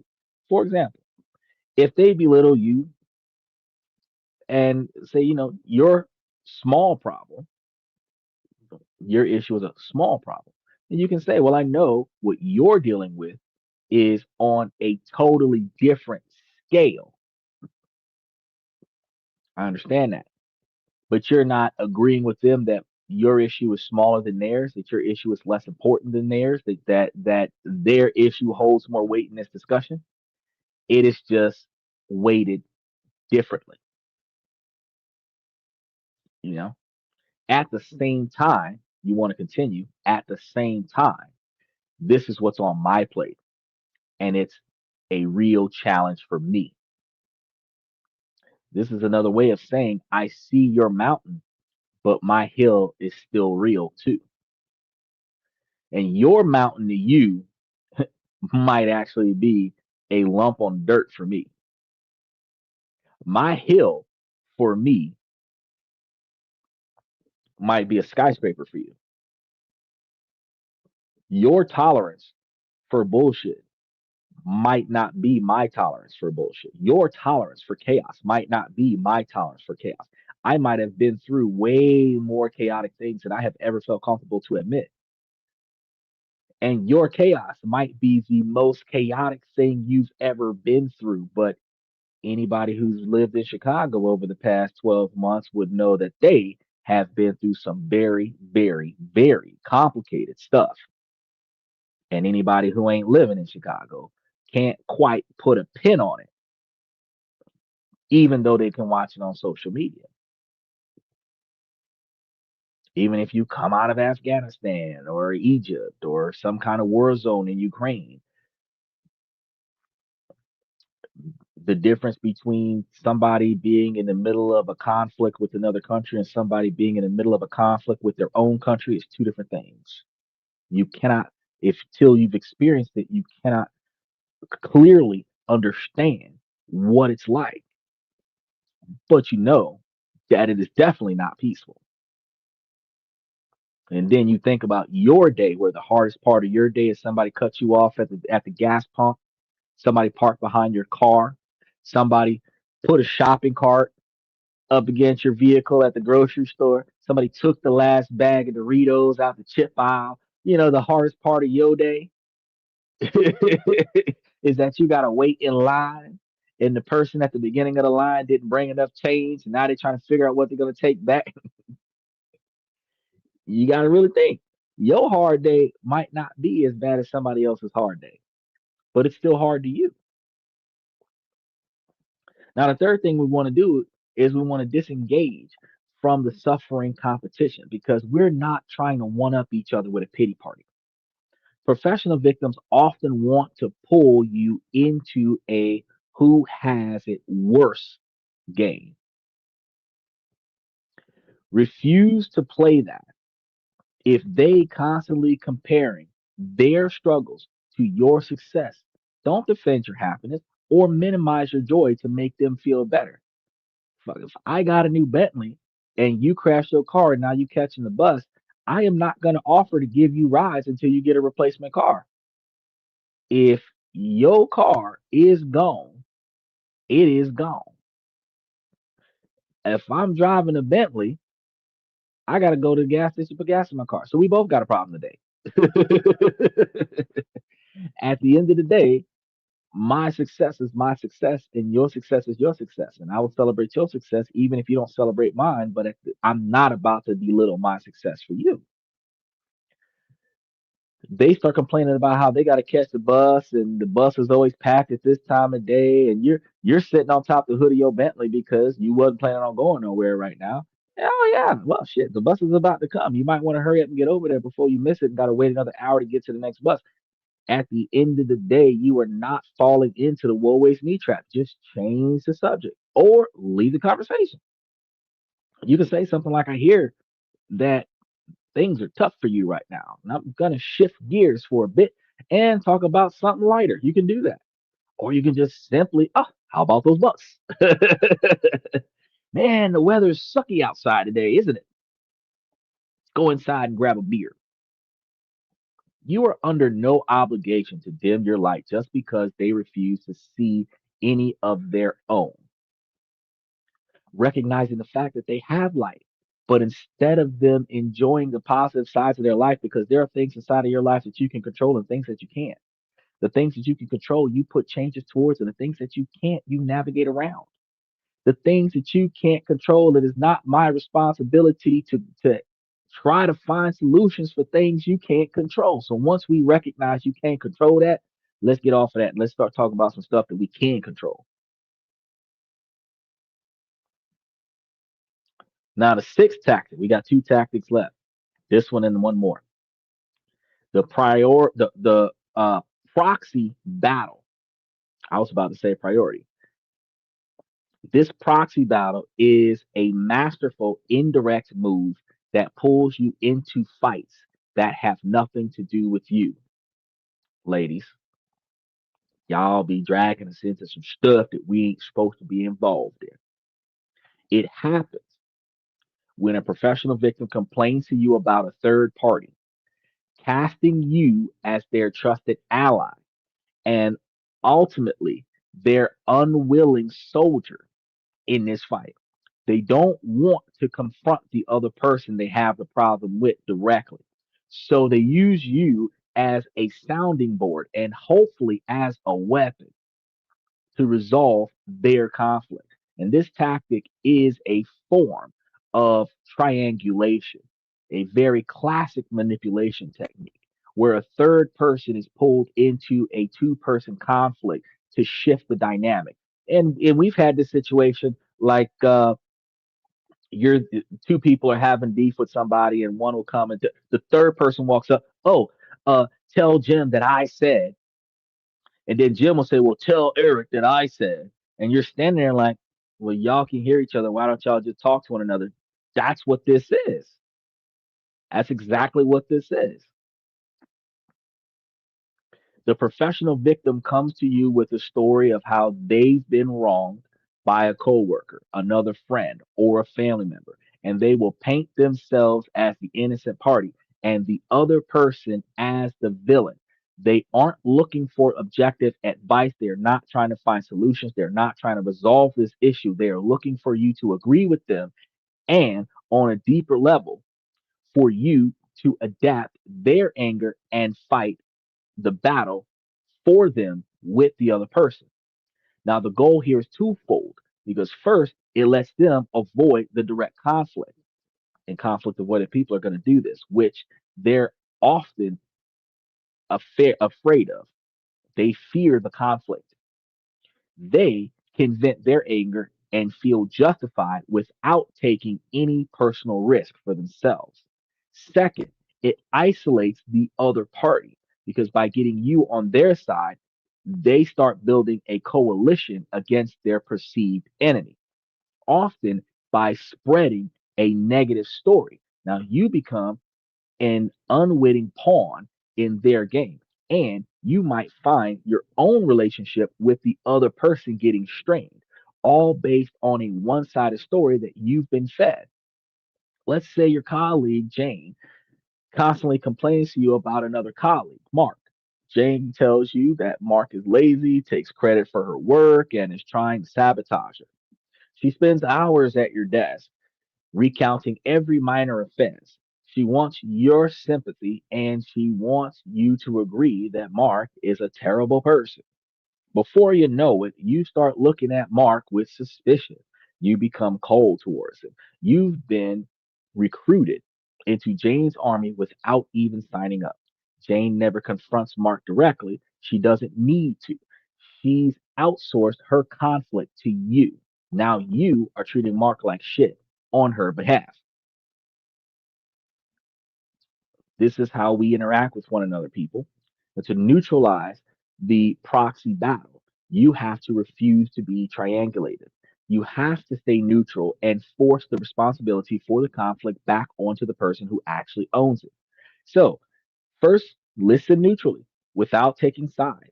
When they start complaining about someone else, listen, but stay neutral. If they tell you that you have to pick sides here, well, I am not picking sides. That is an extra side because I am going to remain the not even a referee, a spectator. That is the side I'm taking a stance on. I am the spectator. And as a spectator, I can leave this fight before it starts. Avoid saying things that validate their story, like that's awful, or I can't believe he did that. And by far, do not co sign on the bullshit by adding your own comments in there to further validate their complaint. Because what will happen there is that they will take what you said and they will go to the other person and tell the other person what you said. And now that person's pissed off at you because you didn't co sign on the first person situation. And now you're in the middle of this triangle of chaos. Instead, use non committal but empathetic sounds uh, and create some gentle phrases like, that sounds like a difficult situation, or I can see why you'd be upset. I understand or recognize that you are going through something serious to you. Now, this lets them feel heard without you enlisting in their war. Second, redirect them to the source. The most powerful tool against triangulation is to push for direct communication. After they've vented, ask a simple question. Have you talked to Mark about this? Or what did he say when you told him how you felt? The answer will almost always be no. They haven't talked to Mark. They have not brought it up at all. They don't want to cause a conflict. This question gently points out that they're complaining to the wrong person.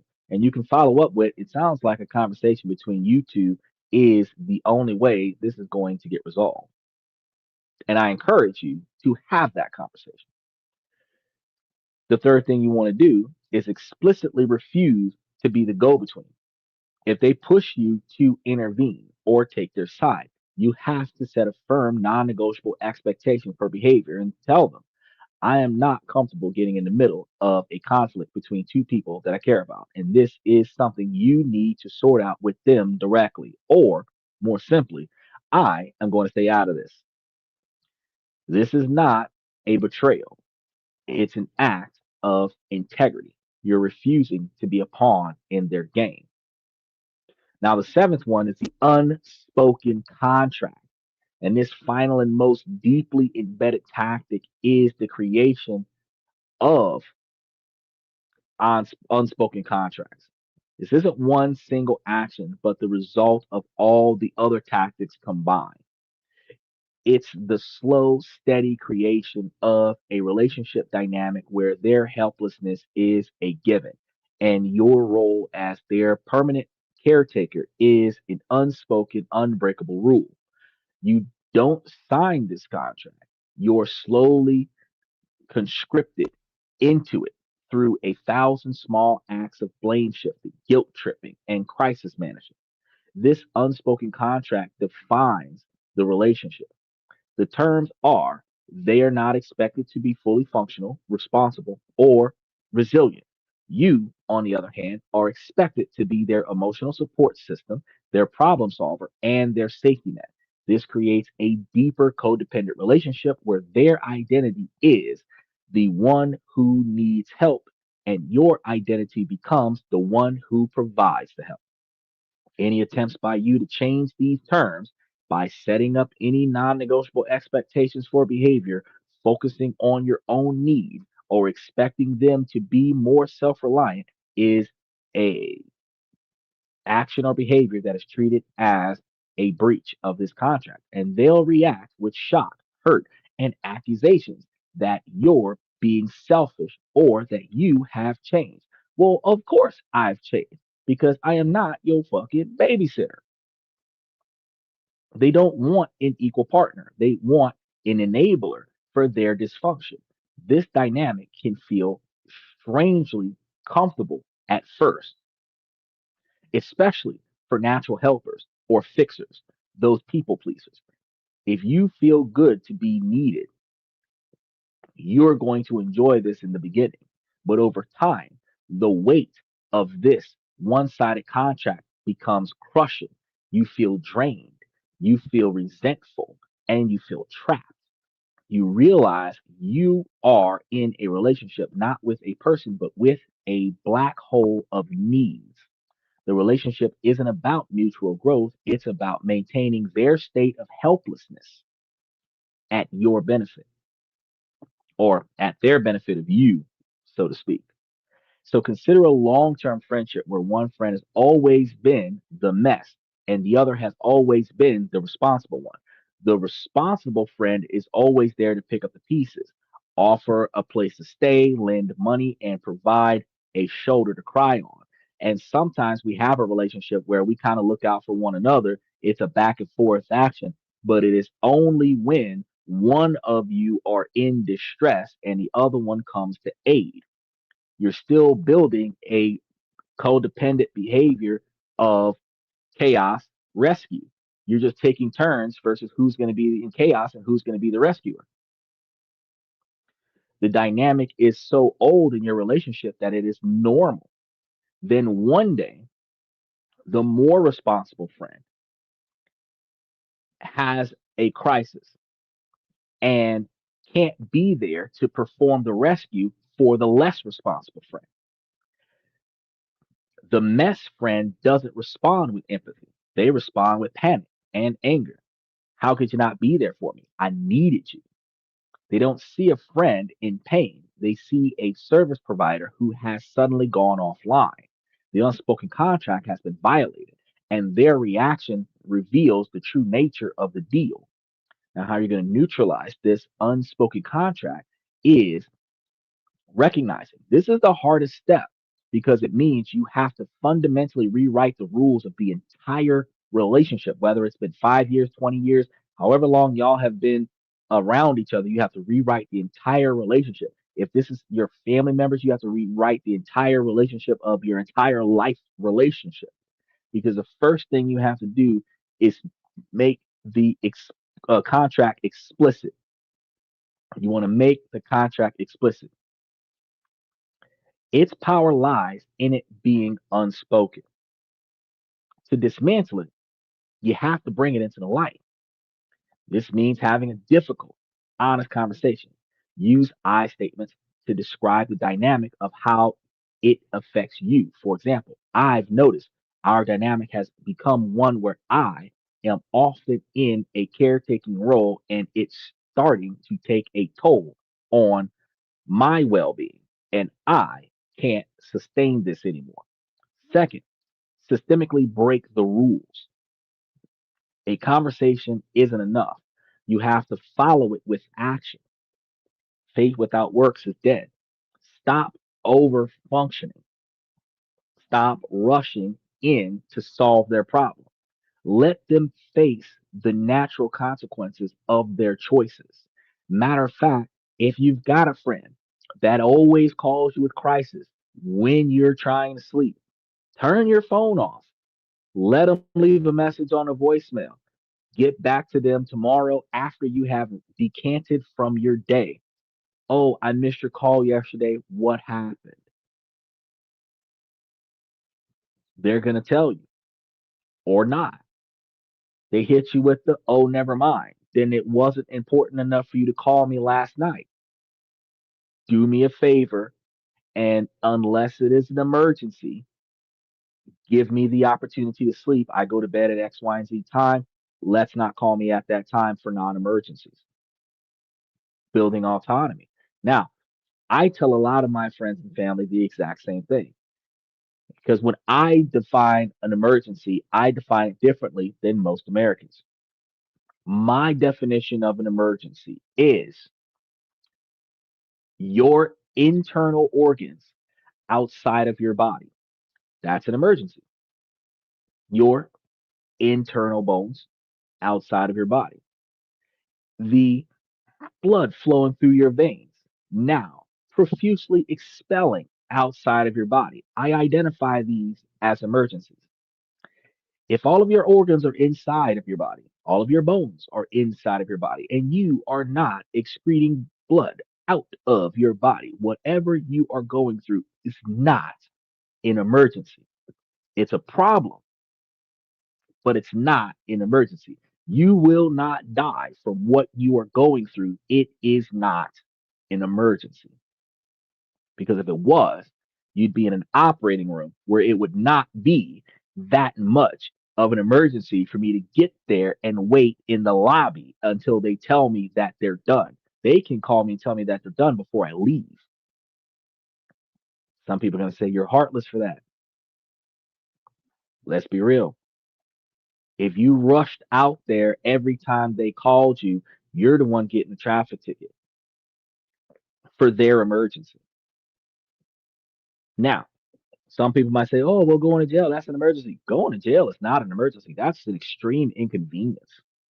It is an extreme inconvenience because if they're bringing you to the police station where with verifiable witnesses, they will let you go without processing you in the system, that might be closer to an emergency. But you can really just call a police station and say, hey, I can verify his whereabouts. Give me some time to get there. They'll wait. But if you are already on the bus to get booked, my guy, it is 8 hours to get in there and 12 hours to get out. If you went there today and I beat you to the station, I am not getting you out until daylight. So there is no reason for me to rush. It is better for me to have them call me when they let you out so that I can come and get you, which means you still gonna wait 30 minutes at their front door till I get there. It is not an emergency. But if you were in there because you did something stupid, you should not be calling me because I'm the one that told you don't do something stupid. So let them face the natural consequences of their choices. And this is going to be incredibly uncomfortable for both of you in the beginning, especially if y'all have a long standing relationship of playing cat and save a hole for each other. They will likely escalate their manipulative tactics to pull you back into your old role. And this is known as an extinction burst, where a behavior gets worse before it gets better. You have to stand firm. Thirdly, redefine the relationship or be willing to end it. As you change the rules, the relationship has to change. Some people, when met with a firm, non negotiable expectation for behaviors, they might actually be able to adapt and build a healthier, more equal relationship. But many will not. For a true manipulator, a person who won't enable them is a person who is of no use to them. They will likely just go find a new caretaker. You have to be prepared for the possibility that redefining the relationship might mean ending it. This is a painful, but it is often necessary for your own survival. Ending a codependent, especially an unhealthy codependent relationship, isn't a failure. It's an act of profound self respect. Ideally, getting into a real romantic relationship requires you to have a level of healthy codependency. You depend on her, she depends on him. That's how that works. Y'all look after one another. I do what you don't have time to do. You do what I don't have the time to do. I do what you can't do. You do what I can't do. We do it together. But there is no scenario is that you don't trust. Special shout out to Nemo. I understand. There's no situation where I'm not supposed to do it because you're supposed to do it for me kind of dynamic. That is not a healthy relationship. Special shout out to Jesse. Yeah, what's up, dude? I haven't watched the show in a while. I remember asking you some financial questions, and my financial position has improved. Lots. Woo! It's good to hear that, Jesse. Glad to hear it. Damn, making more money at work. That is excellent. I'm glad to hear that, bro. I recommend strongly that you, whenever you have time, go back and watch some of our Tuesday shows because specifically the Tuesday shows give you so much more financial information that you can utilize to help you make, save, and invest money, and then you'll be able to make a lot more money on it. But if you got time, oh shoot, I greatly appreciate that as well. He said, not just finance advice, but life advice. You can take this podcast is solely about providing you guys with the information to fix your personal life as well as your financial life because you make bad decisions in your personal life that cost you money, which forces you to put pressure on your financial life to make extra money to make up for it. You make bad decisions in your financial life, which deprives you from having the capability to have enough money to take care of your personal life, which puts stress in your personal life. They impact one another. So Monday, Tuesday, and Wednesday, we give you information to help you improve your financial life. When Thursday, Friday, and Saturday, we give you information to help you improve your personal life. And then Sunday, we have questions and comments from everybody that might lead to another topic that we talk about in upcoming weeks. And the design of it is to holistically improve your entire life by changing the things that you can actively control. So I'm really glad that you were able to call and let me know that we were able to help you out with that because being able to spend less money in places that you don't need to spend it keeps more money in your pocket and then taking that extra money and being able to invest it in places to make more money gives you more than one facet of income because if you're getting money from crypto if you're getting money from stocks if you're getting money from bonds and loans and other such areas you have a second or third income outside of your regular job then if you're getting money from your computer where you're being paid passively while you're working on your job or while you're sleeping, you can find yourself in more ways capable of taking time off from work, which allows you to rest and recover. You're able to find ways to get more solutions to benefit your life in ways where you now are more satisfied with where you are versus where you used to be. So I'm very glad to hear that you have been improving over the year, over the last couple years, and I'm glad to know that you're still able to stop by. Whenever these shows are on replay, so you can go back and watch some of the ones that you've been missing. Find some of the topics that you're most interested in. Go back and take a listen to a lot of them. We got the stock options. We've got investment options. We've got some online um, uh, online jobs, and then start up your own online business videos that we just created over the past month that might help you out. Is that right? Buy less name brand stuff, pay off debts, all the little and incremental stuff helps. It does. It does. Because when you think about how a pack of ramen noodles costs 30 cents and a Hungry Man meal costs $3, you can buy 10 packs of ramen noodles for one Hungry Man meal. That one Hungry Man meal might make you still hungry. Then 10 packs of ramen noodles, you might eat two of them, three out the day. And the difference between what you need versus what you want, the difference between luxury versus necessity, is the difference between a $20,000 standard of living and a $150,000 standard of living. That is true. Like I had bought some pants off of Temu for $40. I bought I spent $90. I bought three pairs of pants and three pairs of shirts, I think some socks, 50 pack of underwear for $100. Now, some people would have gone to the mall or to a grocery store and spent $100 on one item, one shirt, one pair of pants, $50 on a matching bra and panty set at Victoria's Secrets.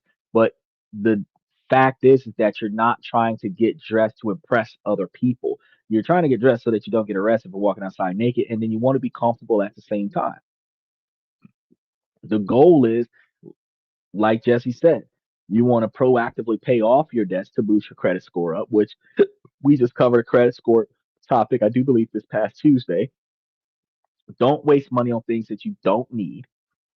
Don't take out those micro loans when they do the finance thing with, I think it's called affiliate or a Jari or something like that. It's this app that pops up every time you try to buy something online. Now they take whatever your payment is, if it's over $300, and they break it up into $25 monthly payments over 6 months so that you can buy it now instead of just paying full price for it. And I was just telling you guys on that show that all of those micro loans, in micro installment loans to buy frivolous crap online, is the reason why your credit score is going down, because all of those small loans in a short period of time looks like you're desperate for cash, which makes it harder for you to borrow real money when you really need it because you're not stable financially on that.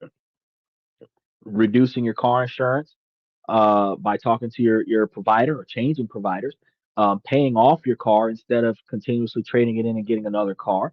Don't finance a new car when you could have bought a car cash up front. Um, turn off all of the subscriptions that you don't need, and then only use the ones that you really do use. Turn off the memberships that you don't use. If you're going to keep it, you're going to use it, and you see how much money you're not spending. Definitely. So I'm glad that Jesse, I'm glad you were able to stop by. That definitely made us that made our week right there. um so while we're talking about how to remove yourself from the victim position and how to remove yourself from being used by the person putting themselves in the victim position. And we were talking about how removing yourself out of this situation is necessary for your own survival. So we have to remember that this declaration that you will no longer set yourself on fire to keep someone else warm is a profound position to be in. So you have to recognize that it is true, it is important for you that you set these non negotiable expectations for behavior. Now, there you have it, the seven secret tactics of the professional victim, from the blame game amplifier and the yes but gauntlet to the guilt trip pull. crisis currency, and moral high ground, the proxy battle, and finally, the unspoken contract. When you see them all laid out, it becomes clear that weaponized helplessness isn't about weakness, it's about sophisticated strategies for control. It's so important to remember the difference between someone who is genuinely victimized by life and someone who has adapted a victim mentality as a lifestyle. The first deserves our unconditional compassion. The second requires our compassion, but with firm, healthy, non negotiable expectations for behavior. A person with a victim mindset is often in real pain, but it's a pain they are unwilling to take responsibility for to heal. The goal here isn't to become cynical or to stop helping people altogether. The goal is empowerment, self empowerment. It is about learning to tell the difference between a hand reaching out for help and a hand trying to pull you under. By recognizing these patterns, you can reclaim your power. You can stop being a pawn in someone else's drama and start being the author of your own story. You can offer support that empowers not just you, but it enables you as well. And it does not simply enable the other person. You can protect your own mentality and you can protect your own emotional energy. Your most valuable resource is yourself. The antidote to manipulation is knowledge. He said, you are very level headed and sound for advice. Victims will almost always fall. One of the true things that we understand is that when things go wrong, we don't always know how to handle it the first time. We panic as soon as it goes down. We recognize that in spite of the hard situation, after we take a couple of breaths, we stop, we start thinking, we start trying to figure out how to hide the body. We start trying to figure out how to fix this problem. We start trying to figure out where we're going to get that money from. Individuals who otherwise have a peaceful and non complicated life, who don't know any other way to acquire attention, might find themselves in a position of deliberately putting themselves or allowing themselves to be in a woe is me situation where the people that gravitate around them will put in extra effort to validate that person's existence by trying to fix their problems. The quicker you fix their problem, the quicker you go away. The longer the problem exists, the longer you stay trying to help. So they will put themselves in what is seemingly an impossible problem so that you won't leave them at their own devices. Underliningly, they don't want your attention to leave them, but ultimately they have to manipulate you to stay. Now, some people use these tactics in order to get money and favors from you because by putting themselves in a financial bind that requires you to come and pay for them to not go under, you sacrifice yourself financially. That's one of those bad personal decisions that you make that cost your professional life because now you've got to put in extra work on your job. Now you've got to put in extra effort in something that you otherwise could not afford to do because you're trying to keep somebody else from failing. Every time you give money to a friend, every time you lend money to a friend and don't get repaid, you are paying for someone else's standard of living where they are deliberately choosing not to be financially responsible. A person who's behind on their bills, but they're still buying scratch offs talking about some one day I'll hit. Well, one day your ass be put out those too. So if you don't start putting them scratch offs on your damn rent money, you gonna be out though because I'm not paying your rent. Jesse says if you are a capable adult, you are best equipped to fix your life. And I said this yesterday. Those folks that was over you, we had like so many over the past 3 days that was just die hard Jesus love you people. And I was like, bro, you cannot put your catastrophe in the hands of the Lord because he made you capable of not only your own willpower, but your own capability to fix your own problem. You are not put in a situation that you cannot get yourself out of. You are in situations that require you to accept consequences, and you want to get out of these situations without the consequence. And that is where you have the biggest dilemma because you don't want to deal with the negative fallout of the bad decisions that you've made, but you don't want to be in this bad position anymore. An addict has to go to rehab. There's no other way around it. A criminal has to go to prison. There's no way around it. A con artist has to turn himself in. There's no way around it. You will forever be chased until you stop running. You will forever be wanted until you have served your time. Some decisions that you make will forever haunt you because you have not served your time on the consequences of that mistake. Just because you buried the body under a bunch of azaleas does not mean when the gardener comes and turns over the crop that they're not going to find the body. And when they do, it is what we call a delayed consequence. You have always been waiting on this day. But now that it's here, you still have to face those consequences. We must deal with reality. Pushing responsibility away does not remove it. Pushing responsibility away does not eliminate the problem, dismissing the problem. Drinking because you've got a problem, smoking weed because you got a problem, doing drugs because you got a problem, partying all night at the clubs because you have a financial problem. Oh, I'm just trying to blow off a little steam. You're making your problem worse because your problem is you don't have enough money. You're taking a little bit of money you got left and you're wasting it on not solving your financial problem, which when you sober up, when you wake up the next day, you have an even bigger problem because now you have less money than what you had before you started wasting money and you still haven't solved your financial problem. You can't keep leaning on friends. You can't keep leaning on family. Some of y'all can't keep leaning on your children to help pay your way through life. You need to get off of yours and start applying effort to your own success.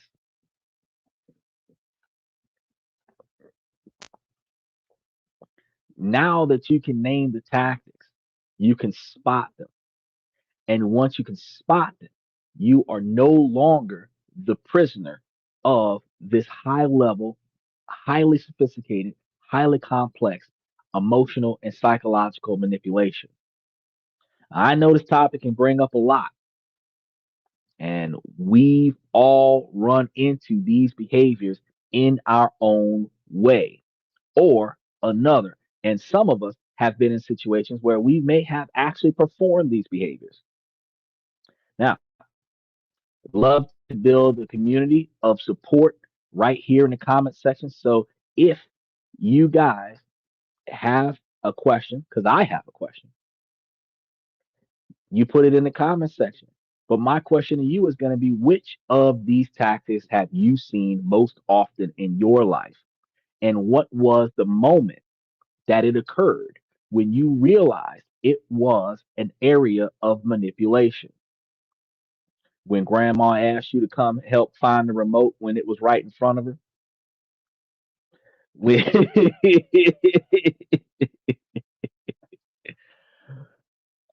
when your girlfriend tell you that, she's going to be lonely while she's waiting on you to come back from a guy's night out? What was it? Share your story. It can be incredibly validating for others who are going through the exact same thing. You have the right to your own peace, and you have to proactively put forth your best efforts to improve your life so that you are satisfied with yourself. So, as we walk out of the show today, I want to make sure that y'all remember we're walking into 2026, and I've been telling y'all all year Whatever you were doing in 2024 that wasn't working, you should have stopped doing it already. You should have started doing something different in 2025. And if you haven't, it's time to recognize the things that wasn't working last year, you're not going to continue doing next year. The stuff that wasn't working for you this year, you're not going to continue doing it next year. Start finding a new way. This isn't a New Year's resolution. This is a 20-year plan of life changing behavior. You have to proactively put forth the effort that you need for your own success. And I tell y'all this every night that you can control a large majority of your life. And through the majority of your life that you can control, you make the changes for the things that you are not satisfied with. And then the things that you cannot control, you navigate around that. With that being said, I want to say thank you guys for coming to this and that. But before I walk out, ladies, as long as the situation doesn't make sense, I'm going to keep asking you ladies to make it make sense. So, ladies, please make it make sense.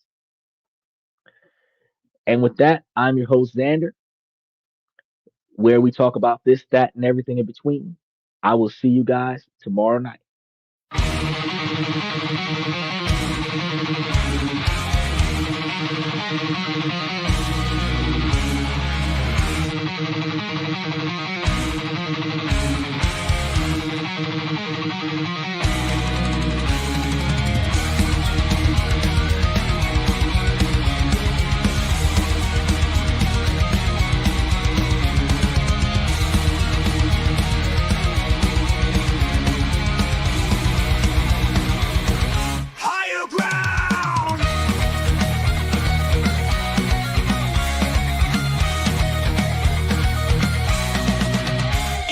Chase validation, now I validate myself. Building inner strength, putting doubt upon the shelf. No more unnecessary drama, no more wasted time. Climbing higher, constantly making my own climb.